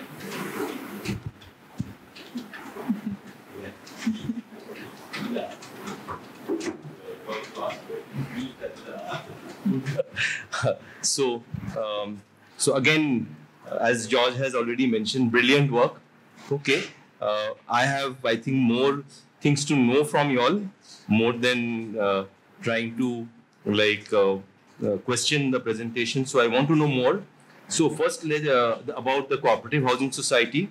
Okay, especially the fact that when you said that it was agricultural land in which there was no plan actually because I know that in the city, the form of cooperative housing societies which were given, they might have been given planned land. Okay, but here they actually took agricultural land and built the housing. In fact, if you know, even like places like Vasai Virar, while there is formal housing, there are a lot of housing actually getting created in very similar ways where tribal land is being taken, okay, and being plotted by people, by so-called, they call them some small developers, and being sold to even people of a certain, like though there are no caste group or anything, are being sold. Okay, they have the land, they have land rights on, but actually they don't have any building rights on that because the land, that area doesn't come under the development plan. Okay, but this is happening. Okay, and I see a certain similarity with agricultural land. You are actually saying that they are building. Over time, as I have understood, what you are saying is they have even negotiated these, when they come together, many of these cooperative societies, they are negotiating infrastructure, okay, in various forms. I want to know actually how this process has taken place, because these neighborhoods have achieved certain stability now. Okay, there is a similar process happening very much now, which is informal. Okay, which is also trying to negotiate water, trying to negotiate things like garbage, trying to negotiate how waste is managed in those areas, how sewage is managed. I want to know more about that. How is that process? How does that process happen? Okay. Even let me tell you also, like, as you would know, like the cooperative society, okay, being very much involved in planning, okay, it happens as late as 1985 or something like that, when the site and services schemes are being planned by MHADA. Okay, and very importantly, the bigger pieces of the parcels of land, they are being sold to cooperative societies. If you form a cooperative, though they might not be caste-based, they are actually being sold to cooperative societies, but that project actually ends there, and no more, I think, cooperative societies are allowed to enter into such. So that's why I want to know how, but that's a planned system. Infrastructure is being put there first. How do these guys negotiate infrastructure? Okay, that's the question to you. Okay. Vastavikta, I realized that I worked with you. I just so we have worked together in the Western Ghats. So and so I can understand like your interest. But I was actually wanting to know from you more about. You spoke about this artisanal form of mining which was happening in that area, and I'm very much interested to know about this form of mining, the artisanal form of mining, in relationship to the questions which you put. Like, how do they see? But there might be certain principles in artisanal mining. There might be certain principles of regeneration. Okay, certain principles of how much to use that guided artisanal mining. Okay, just to like, could it have clues also about what can be done with these landscapes? Though I understand that they come from two different worldviews.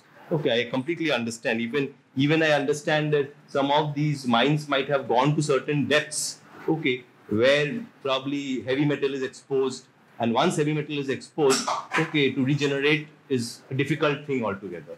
Okay, I understand those things, but I just wanted to know whether you have explored this or whether there could be a possibility there. Okay, so that's, I think, a question to you. And just a question to Chinmay again, very good work.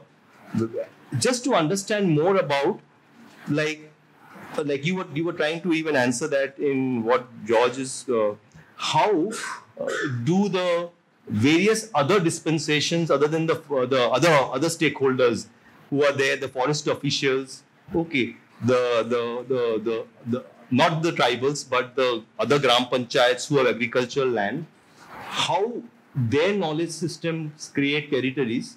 Okay, you were in fact mentioning that the first story mentioned that it is for the forest official. So they have a knowledge system themselves and they create territories. They create these places where they grow vegetables.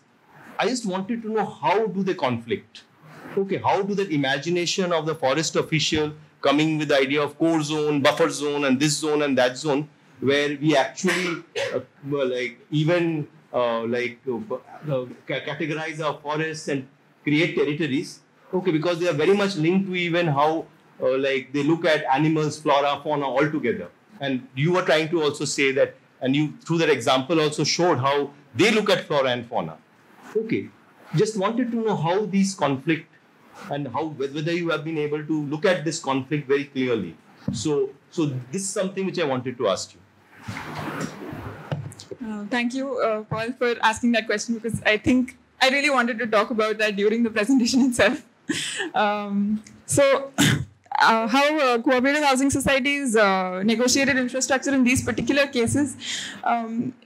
So this land, since it was already kind of municipalized at the time that these cooperative housing societies were coming up, and there was a deep development plan in 1964. And so one of the societies actually came just after the plan came up.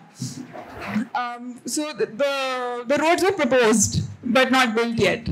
And so there are stories of how people would actually, if somebody needs to go to the hospital, they need to be carried, or, there would be no water in the buildings, and there would just be one tap. And so people were desperate to move into the apartments, so they moved in, but they would have to go up and down to actually with buckets to get the water itself. Also, like, even before the doors or windows were actually put into the building, people moved in because they needed a place to stay. And so there are stories like that of the initial days. And but slowly the infrastructure kind of came through, and especially the interesting story are related to roads, because it was almost a decade or so after which the roads actually kind of were made in that area after they moved in. And so private layouts, the way that these cooperative housing societies were kind of planned, are supposed to make have their own roads and water systems, or like they have to kind of, within the private layout, they're supposed to organize it themselves. But these cooperative housing societies kind of argued that they're lower middle class people, and they cannot do it themselves, and therefore there were sort of political negotiations through which they kind of actually got access to these roads and water within the cooperative housing society layout itself. So even though by the time the trunk infrastructure came, within the society also, which the internal roads and all were actually kind of made by the BMC finally, even though they're not, they're not supposed to be like that. And that's where kind of negotiations with the neighbors become interesting, because there's like a slum settlement right next to the society, and their access kind of got. Initially, there were no boundary walls in these cooperative housing societies, and so people would just kind of walk through. Everybody would take the shortest path to the entrance of their own building. There was there were ponds and trees, and it was just a very agricultural landscape. And then slowly, as the city kind of caught up. So the city didn't catch up, but the city came closer and closer to these areas, and more people moved in. So the slum settlement kind of got really crowded.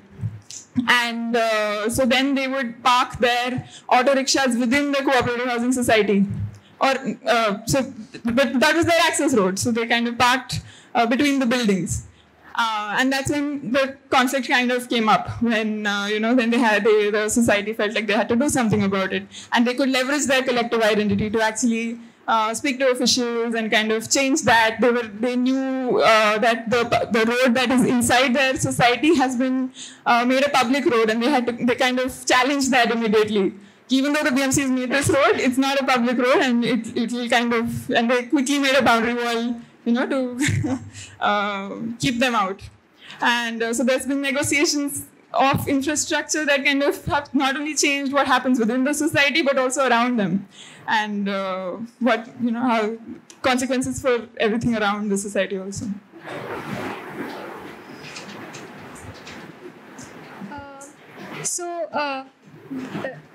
I think unluckily the region that I studied was mainly iron ore.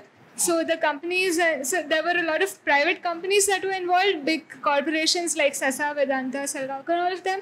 So there wasn't this attempt to do a lot of artisanal mining in the North Goan area, but in South Goa, where you have a lot more of laterite mines, a lot of artisanal mining is practiced. I'm not very I don't know a lot about it. I just have gone through things, and also as per my knowledge, what happens in the case of an artisanal mining is, firstly, I think it depends on even what are you mining. So when you're mining a building material as compared to when you're mining ore, so there is a difference in how much you will extract, which you also rightly spoke about. If you go too deep, then there are toxic materials. So in the case of this laterite mining landscape which is there, what they're trying to do is they're trying to keep a cap on how much you mine. Even in the case of iron ore, where there are collectives who are coming together to pitch in for this artisanal mining narrative, and you keep a cap so that you maintain a supply for the future generation.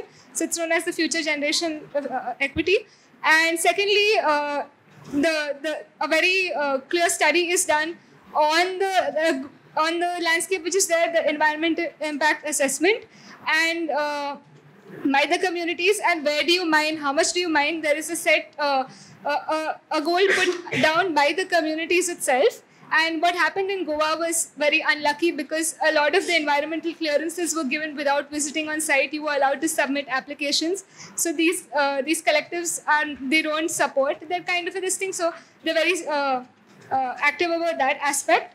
And so there is this notion of regeneration. There is this idea of, because they're very conscious about the future of their children, because they know what is happening around. They're very aware of the landscape and the whole health implication and water implication and air and everything. So that was something which I was also studying. How is land changing? How is air changing? How is water changing? So so the effort is more conscious when it comes to artisanal mining. Another case where I was talking to another person who was doing marble mining, and what he said was, when we mine marble and we sell that, so for one block of marble, I might get like 60 or 120 rupees. But if I convert this marble into a sculpture, I'll get around 1,000 or 2,000. So he was talking about a strategy where he could mine artisanally and get something. And the what you take from the resource is a lot less, because when you're extracting for cement is a lot more than when you're extracting for, sustaining a certain skill-based occupation. So I think that is, I don't know if it answers the question, but I haven't studied a lot of artisanal mining right now, but that is something that I really wish to delve into once I go ahead with my study. Yeah. Hello. So from as far as my understanding goes, the very act of drawing a boundary is a colonial act in that sense. So if we actually start looking at the modern day topographic maps, we get these super detailed maps which outline all these forests and all the subsequent regions which are dependent on the forests. And if I understand it correctly, the land is classified into only two parts, like one is forest land or the other is non-forest land. And so what I'm trying to get at is that when the state apparatus tries to make these super detailed maps, they become permanent documents. And these documents fail to encapsulate the ephemeral nature of the relationships that the forest communities share with the forests. So, for example, I think the forest lands are also further divided into 4 classifications as core areas, semi-core areas, then you have minor forest produce areas, I think, and then you have grasslands. So, whenever there are, whenever a certain practice bleeds into a different zone of the forest, it is seen as a sort of an encroachment of the forest land in through the lens of the state. And so therefore this is, I believe, where the conflict starts starting to shape, because for example there have been a number of cases wherein police complaints have been filed against a lot of tribes people for pulling a little bit of sand from just right outside the boundary of the village, stating that this land belongs to the particular range, and the range officer comes, or someone who represents the range officer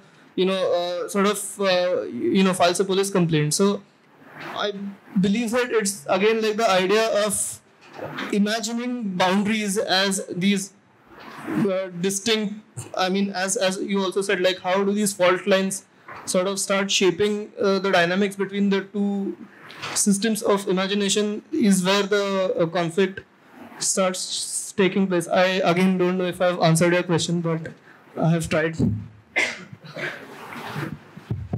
Can you hear me? Okay. So bear with me. I've actually written down notes so that I'm coherent in the question I'm asking. And in the interest of time, I'll ask only one question, although I had many. So thank you so much for these stories that have germinated from the soils of lives in the cooperative housing society, in the brownfield industrial villages, and in Adivasi homes in the forests.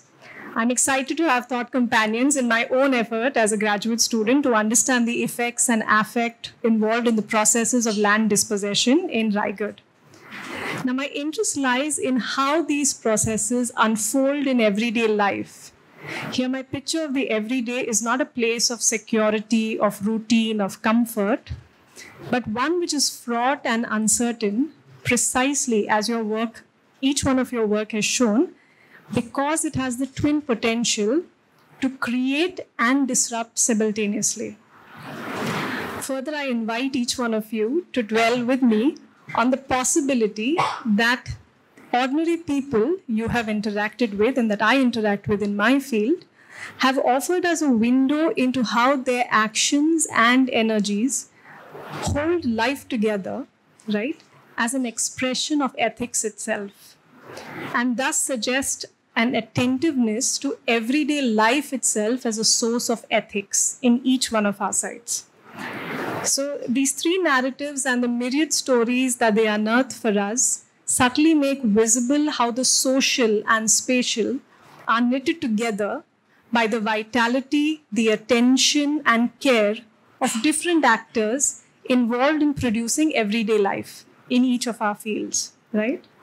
But it also reveals what lurks in the shadows of the everyday, namely difference and the struggle to coexist with difference. From such quotidian recesses, right, emerges a violent capacity to exclude, for example, in Apoorva's site, non-Brahmins, in Vastavikta's site, to disrupt agrarian relationships, and from Chinmay's site, to erase Adivasi worldview in administrative circles, right? So in short, that which does not belong, right, from the dominant point of view. My reference here to the social is not a descriptive thing, but it's imagined as something which is a bundle of legal, political, and economic sets of claims and practices. So the triad of concerns that emerged for me from your work involve landscape, home, and collective. But instead of delving on the collective, I'm more intrigued by how land and the figure of the woman emerged in two narratives very strongly, that is Apoorva's and Vastavikta's, but was silenced somewhere in Chinmay's or at the margins of Chinmay's narrative, and how this figure of the woman is involved in making, or in my sense, becoming home, and reconfiguring then the collective and the landscape that you're interested in. So I focus on the figure of the woman in your work as it emerges from the narrative as a critical node of possible action, right? But has not been engaged with sufficiently maybe to reconceptualize what remains of the home from the action of the woman. Further, focus on women does not exclude men, as we have seen in, like you have also spoken of figures, male figures who are involved in these areas, who also provide nurture, attention, etc., and who are equally subjugated by environmental disruptions and so on. So, for example, in Chinmay's work, the figure of the what is categorically seen to be the third world indigenous woman is at the margins in your narrative of the domestic cultivation, spirit work, festival. Although my field has shown that she is an integral presence in these regions of life and death. You mention a clear division of labor that you categorize as hard and soft labor, where the men do the more masculine things and the women are relegated to the domestic sphere. But if you actually map the labor that women put in the field, in the forest, in the home, in the garden, in the everyday reproduction of social life, then you might realize that it is on the backs of women that the work of biological and social reproduction rests, right? Further, knowledge and skills passed down through women intergenerationally find no mention in your work, like you speak about Lahu Dada and the other person, I think it's Ganpat Dada, where they're actually, I learned this from my father, I have these memories of my childhood. But the women, although Ramchandra's wife is connected to the family of Bhagats, and we can think of the spirit world and all that knowledge that she herself embodies, is just kind of glossed, where we don't get a real sense of how is she involved, because she's inherently implicated in that whole thing of him even being released from all that, the witchcraft that you're kind of alluding to, right? And so I was intrigued to understand these absences in your field or the silences in your writing.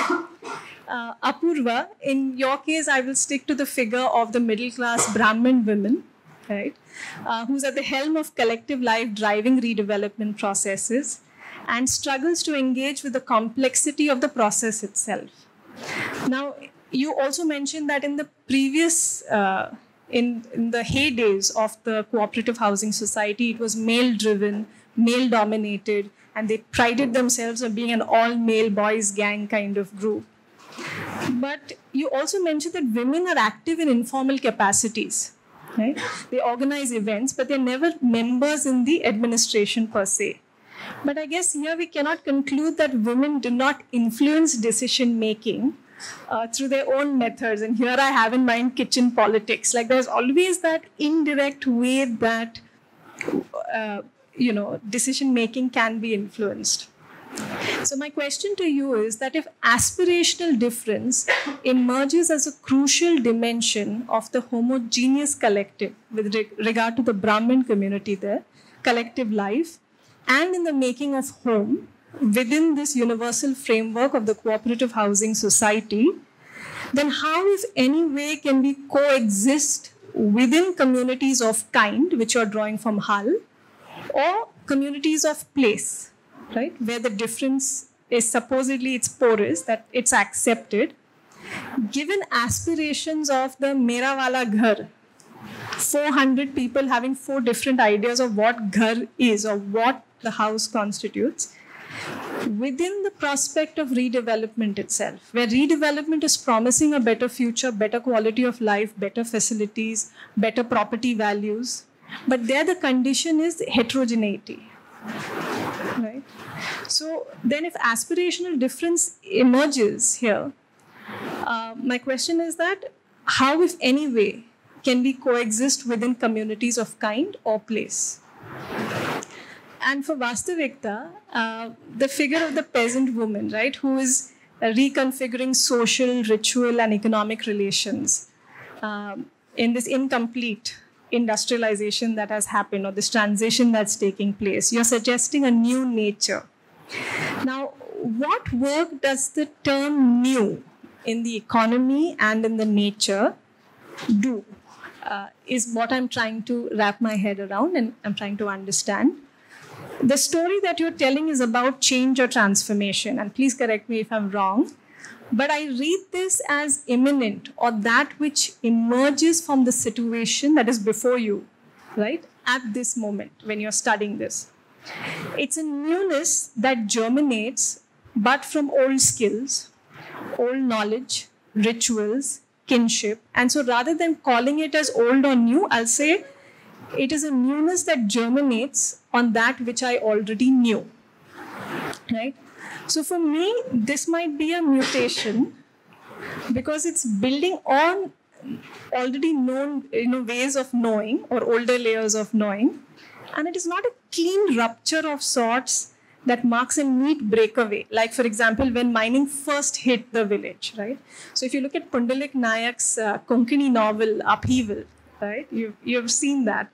Where here the mining economy in Kodambe marked a certain rupture in agrarian relations, in agrarian life, in value systems, and created new contractual relations, say, in the agrarian landscape. So it's a very, I think, what you call the environmentalist kind of concern. It's very clearly in his work, right?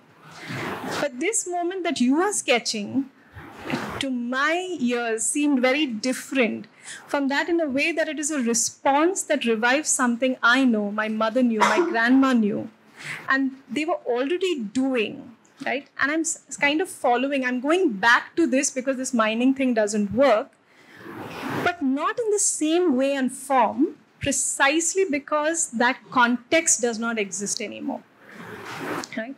So how do we make sense of this returning to, right, the shift in context, this return to known ways of being in the world, coexisting with the undesirable, is what I'm trying to figure out, like how you have thought about it.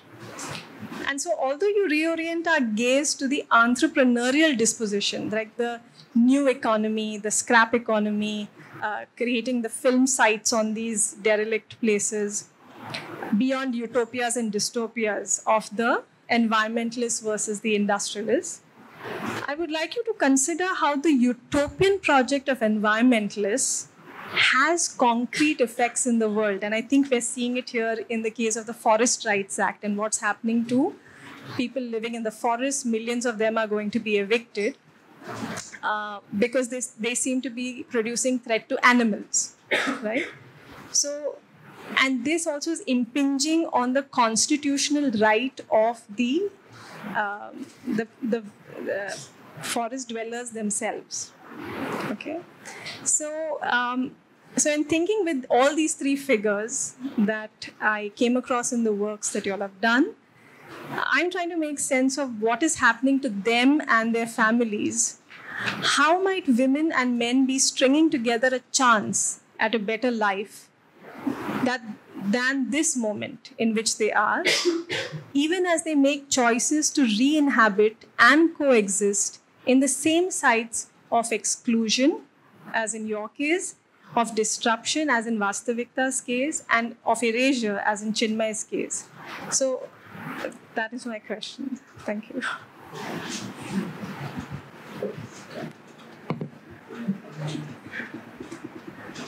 Can you repeat the question? I'm joking. Okay. I'm joking. Oh my God! I just think I asked the worst question. No. I think maybe. I think maybe what we can. No, I didn't. Yeah. Oh, thank you. No, your question puts me in a spot and in a very difficult spot. I will try to answer at my best capacity. It's also about, I think I'm not looking for any resolution here. Like I said, I'm trying to think with. So it's not a critique. It's about trying to understand how did you arrive at this formulation, right? So it's about giving us some sense of your method. How did you approach it?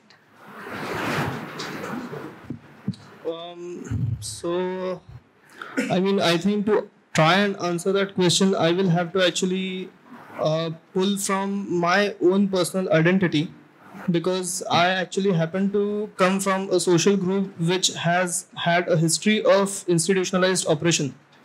And I mean, they have been the oppressors, not the oppressed, and of the worst order. So when I go to a village, I carry that baggage with me. And I mean, it is difficult for me to start engaging with people because I am unapproachable to a lot of people when I go on the site. And in fact, actually, for me to get a foothold in the site, it took me a good 7 to 8 months to establish contacts who I can actually talk more freely with. And needless to say, these were all men. And actually, just a couple of weeks back have I been able to establish a contact with a woman for the first time. So, I mean, I just want to say that the work is severely incomplete in all its capacities. And the whole idea of the erasure, when seen in context to this sort of a mapping lacuna of some sorts, will have to be, worked upon for a much longer time. And, I will have to engage with the site for a way more amount of time than I already have. और मुझे लगता है कि तभी जाके कुछ ना कुछ उससे और निकल सकता है जो अभी तक नहीं निकला है.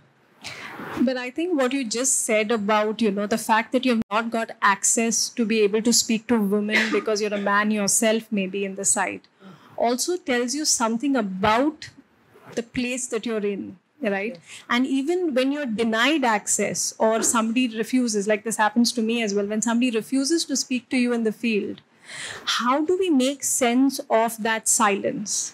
Is also something I think we need to contemplate on, rather than just imagining that I can always go to people and keep getting lots of information and that's like, as I'll give them a voice, right? But also, how do we make sense of the silence, I think? So I was trying to make sense of the silence in your writing about women. So... No, I mean, yeah, I agree. It's I have not considered this part, and I mean, I have to work on it more than what I have already.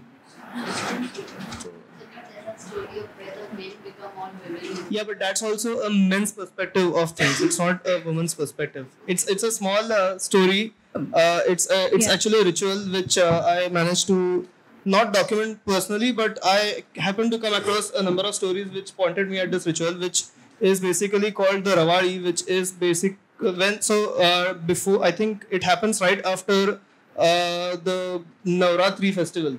So it's like a 7-day ritual wherein the Bhagat in the village, the shaman in the village, treats that festival as a sort of knowledge dissemination workshop for all the young men in the village. And what happens is very interesting. All the men from 14 years onwards are sort of put into that workshop, and they attain the form of the female goddess. And linguistically, they are sort of referred to as Mauli. So the gender perception of those men change for those 7 days, and they are barred from any sexual activity or any other activities that a man would otherwise perform. But again, this is a man's perspective of the whole ritual. I don't know if this is directly connected to the question that you asked in that sense. No, it is, because it's also, like I said, when I spoke about women, like I didn't use the word gender, that's why, because sometimes what happens is we make a direct connection between gender and then it is women. It's also about trying to understand both men and women. But here I think what you're trying to say is that this whole aspect of being called Mauli, it's also that men are capable of nurture, attention, and have the feminine selves, right? That's right. So I think there's no one right answer. That's all I'm trying to say. I mean, I agree to what you're saying completely, and it has been in my head for quite a while, but it'll just take time. I feel it'll come with time. To be able to make sense of the silence is not something that struck me before. Now it has. So I'll work on that. Can I just quickly add to that, because I think this is a very important kind of discussion. In a sense, the Descola reference that you have about juxtaposing nature and culture and juxtaposing naturalism to animism, there's an earlier or a prior history of, in fact, Sherry Ortner's work, right, where she's kind of talking about how man is to woman what culture is to nature. So the relationship, so in a sense, Descola's entire critique of this binary of nature and culture and the binary of animism and naturalism is also therefore a critique of the binary of man-woman. And in a sense, when you sketch out that fascinating relationship in your work between home, garden, and forest, that is another way of actually addressing the anthropomorphism on the one hand of how we kind of, but also Ardhanarishwar. I mean, this whole idea that the forest is opposed to the home. And that these are nature culture. I mean, this is precisely the binary that, in a sense, your work is interrogating and in very fascinating ways. And I think that's precisely what Benita is also trying to highlight, that while one listens in the field to what is spoken, we need to build, as she said so wonderfully, we need to build resources as researchers to listen to the silences, and the silence actually speaks. I mean, as we can kind of get from the mining landscapes that she's talking about, or from the cooperative housing societies. I mean, there are all these silences across the three fields that you're talking about. Yeah. Sorry. Yeah. Subsistence economy as opposed to this surplus economy. So that is always kind of sidetracked. Maria Mies has done work many years back, but still it is. But still, when we talk of economy, it's more of surplus and not. And when women are concerned, it's more of subsistence. In their reproduction of not only reproduction of species, but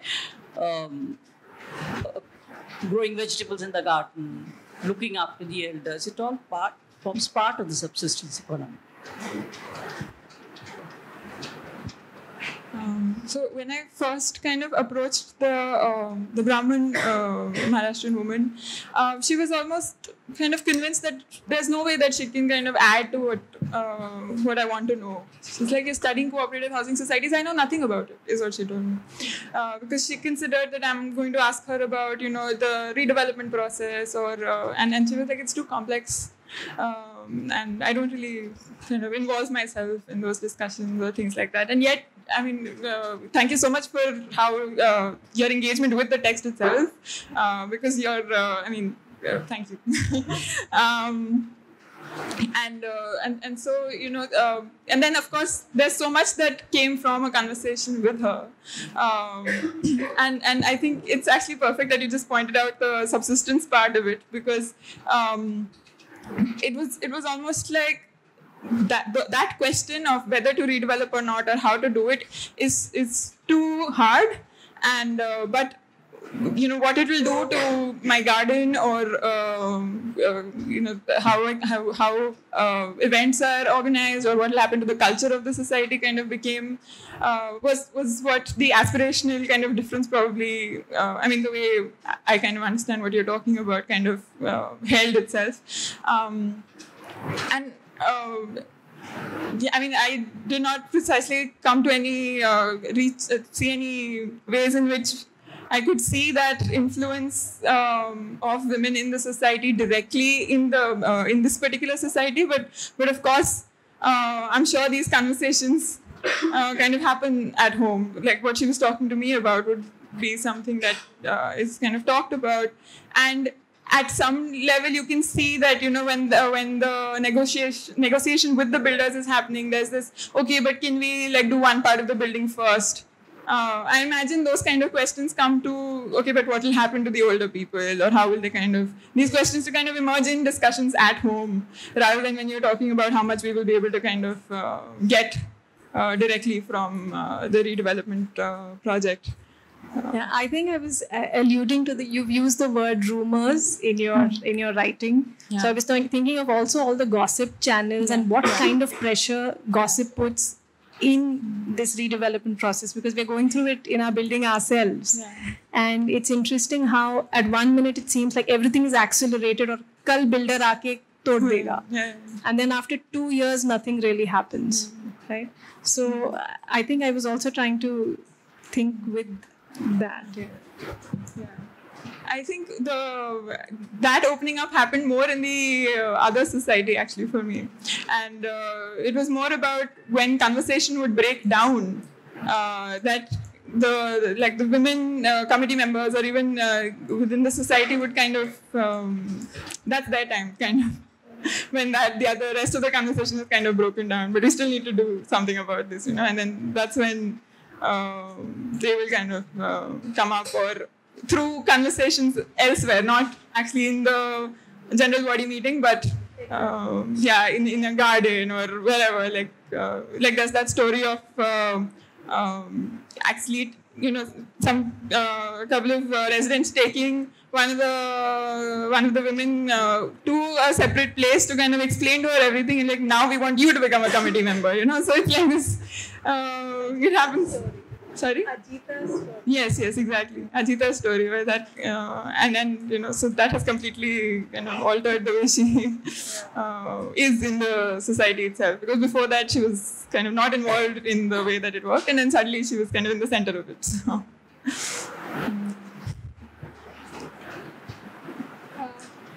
So what was really interesting for me was when I went on site, and my first day on site, I realized that every house I went to, the only person that I was talking to was the woman, actually. And she was either in a hurry or she was doing something, oh my God, because I went on a weekday maybe, I was trying to understand, what is happening. And this very interesting thing, which I also came to realize was, so you had, the whole settlement was divided into vados, and you had the upper vado, upla vado, and the nichla vado, and that was based on certain caste systems that they also had. And then the migrant housing, where the migrants informally settled, was completely different. And the narrative that was coming out from each household, from each woman that I was talking to, because that was what my first day was, interviewing and understanding what is the landscape about, and which was, it was very different, because there was this social landscape which was there, where certain people want mining to happen, certain people don't want mining to happen, so they don't really talk. But then, they share water, they share their resources in certain places, or there'll be certain places which will be bounded off for. So there is this whole different kind of a landscape which is emerging in these relations, because I actually didn't talk to a lot of men initially when I went on site. When the second time when we went with the landscape studio with the third yearites is when, we actually engaged a lot with the truck drivers and all of them, because they were outside, because they had huge loans on the truck. And also from the novel, The Upheaval, what I realized was, when I was reading it, even when they were farming, the Babu, so the main character, when he's farming, he's asking for help from other men for harvesting. So his wife is not actually involved. So what my understanding was, that this whole act of mining, which was seen, which is a very negative, which has a very negative impact on the whole landscape, but it allowed for certain, it allowed for the women to be considered as the workforce also, because they also started sweeping the roads when there was dust. They also started going into mines, so that gave them the, I don't know if it's called confidence or, this power to actually start becoming members of the whole community, who can actually start generating, contribute in some way to and gain a sort of equal place in the society. Because right now there were a lot of women who were sent, because there is this Goa Institute of Management which is close by, where you have students coming from all over Goa, and they give them dabbas. Or even the sarpanch of the village that we went to, the sarpanch was a woman. But unluckily what happened was, her husband was managing everything. So she was this figure which was there, and she wasn't living on site. But I tried getting in touch with her, but I could only talk to the husband. But there were all these interesting smaller narratives that were coming out from different places, even in the taluka office, where there were more women, and they were talking about using water from the mines and starting this whole tourism where they're growing chilies and everything. So they give out parts of their house for rent and everything. So there was this entrepreneurial side of this thing, which I don't know why I found it unusual, because it wasn't there in the book, and I'd sort of read the book and gone on site, and I was like, so what is the position of the women in such a society? Because you're not farming and you're in your house the whole day, and the husband is going out. So how do you sort of start then occupying the landscape? And what is the new relation that you start forming, and how is it then you start interacting with what is it that you have? So yeah, I mean. And just I want to add one thing here is what I was fascinated by the drawings that you've done. They were just visual feast. But one thing is that in that section where you come to the women now taking matters in their hand and trying to just, it's to these small actions of what can I do, how can I survive, like these and then you start doing something about it, and you have these drawings where these hands, where all you see is the sari blouse and the hands stitching. Yeah. And it almost, all those hands and the work that those hands are generating. But there was one thing, is that it's a masculine, I don't know, when I read it, it seemed like those hands had suddenly become a bit masculine. So I don't know whether that was intentional, but it was fascinating. It was nice to see those drawings, which were. I just draw bad hands. Chinmay knows it. That's why he's laughing. That's your version of Chinmay's repeat your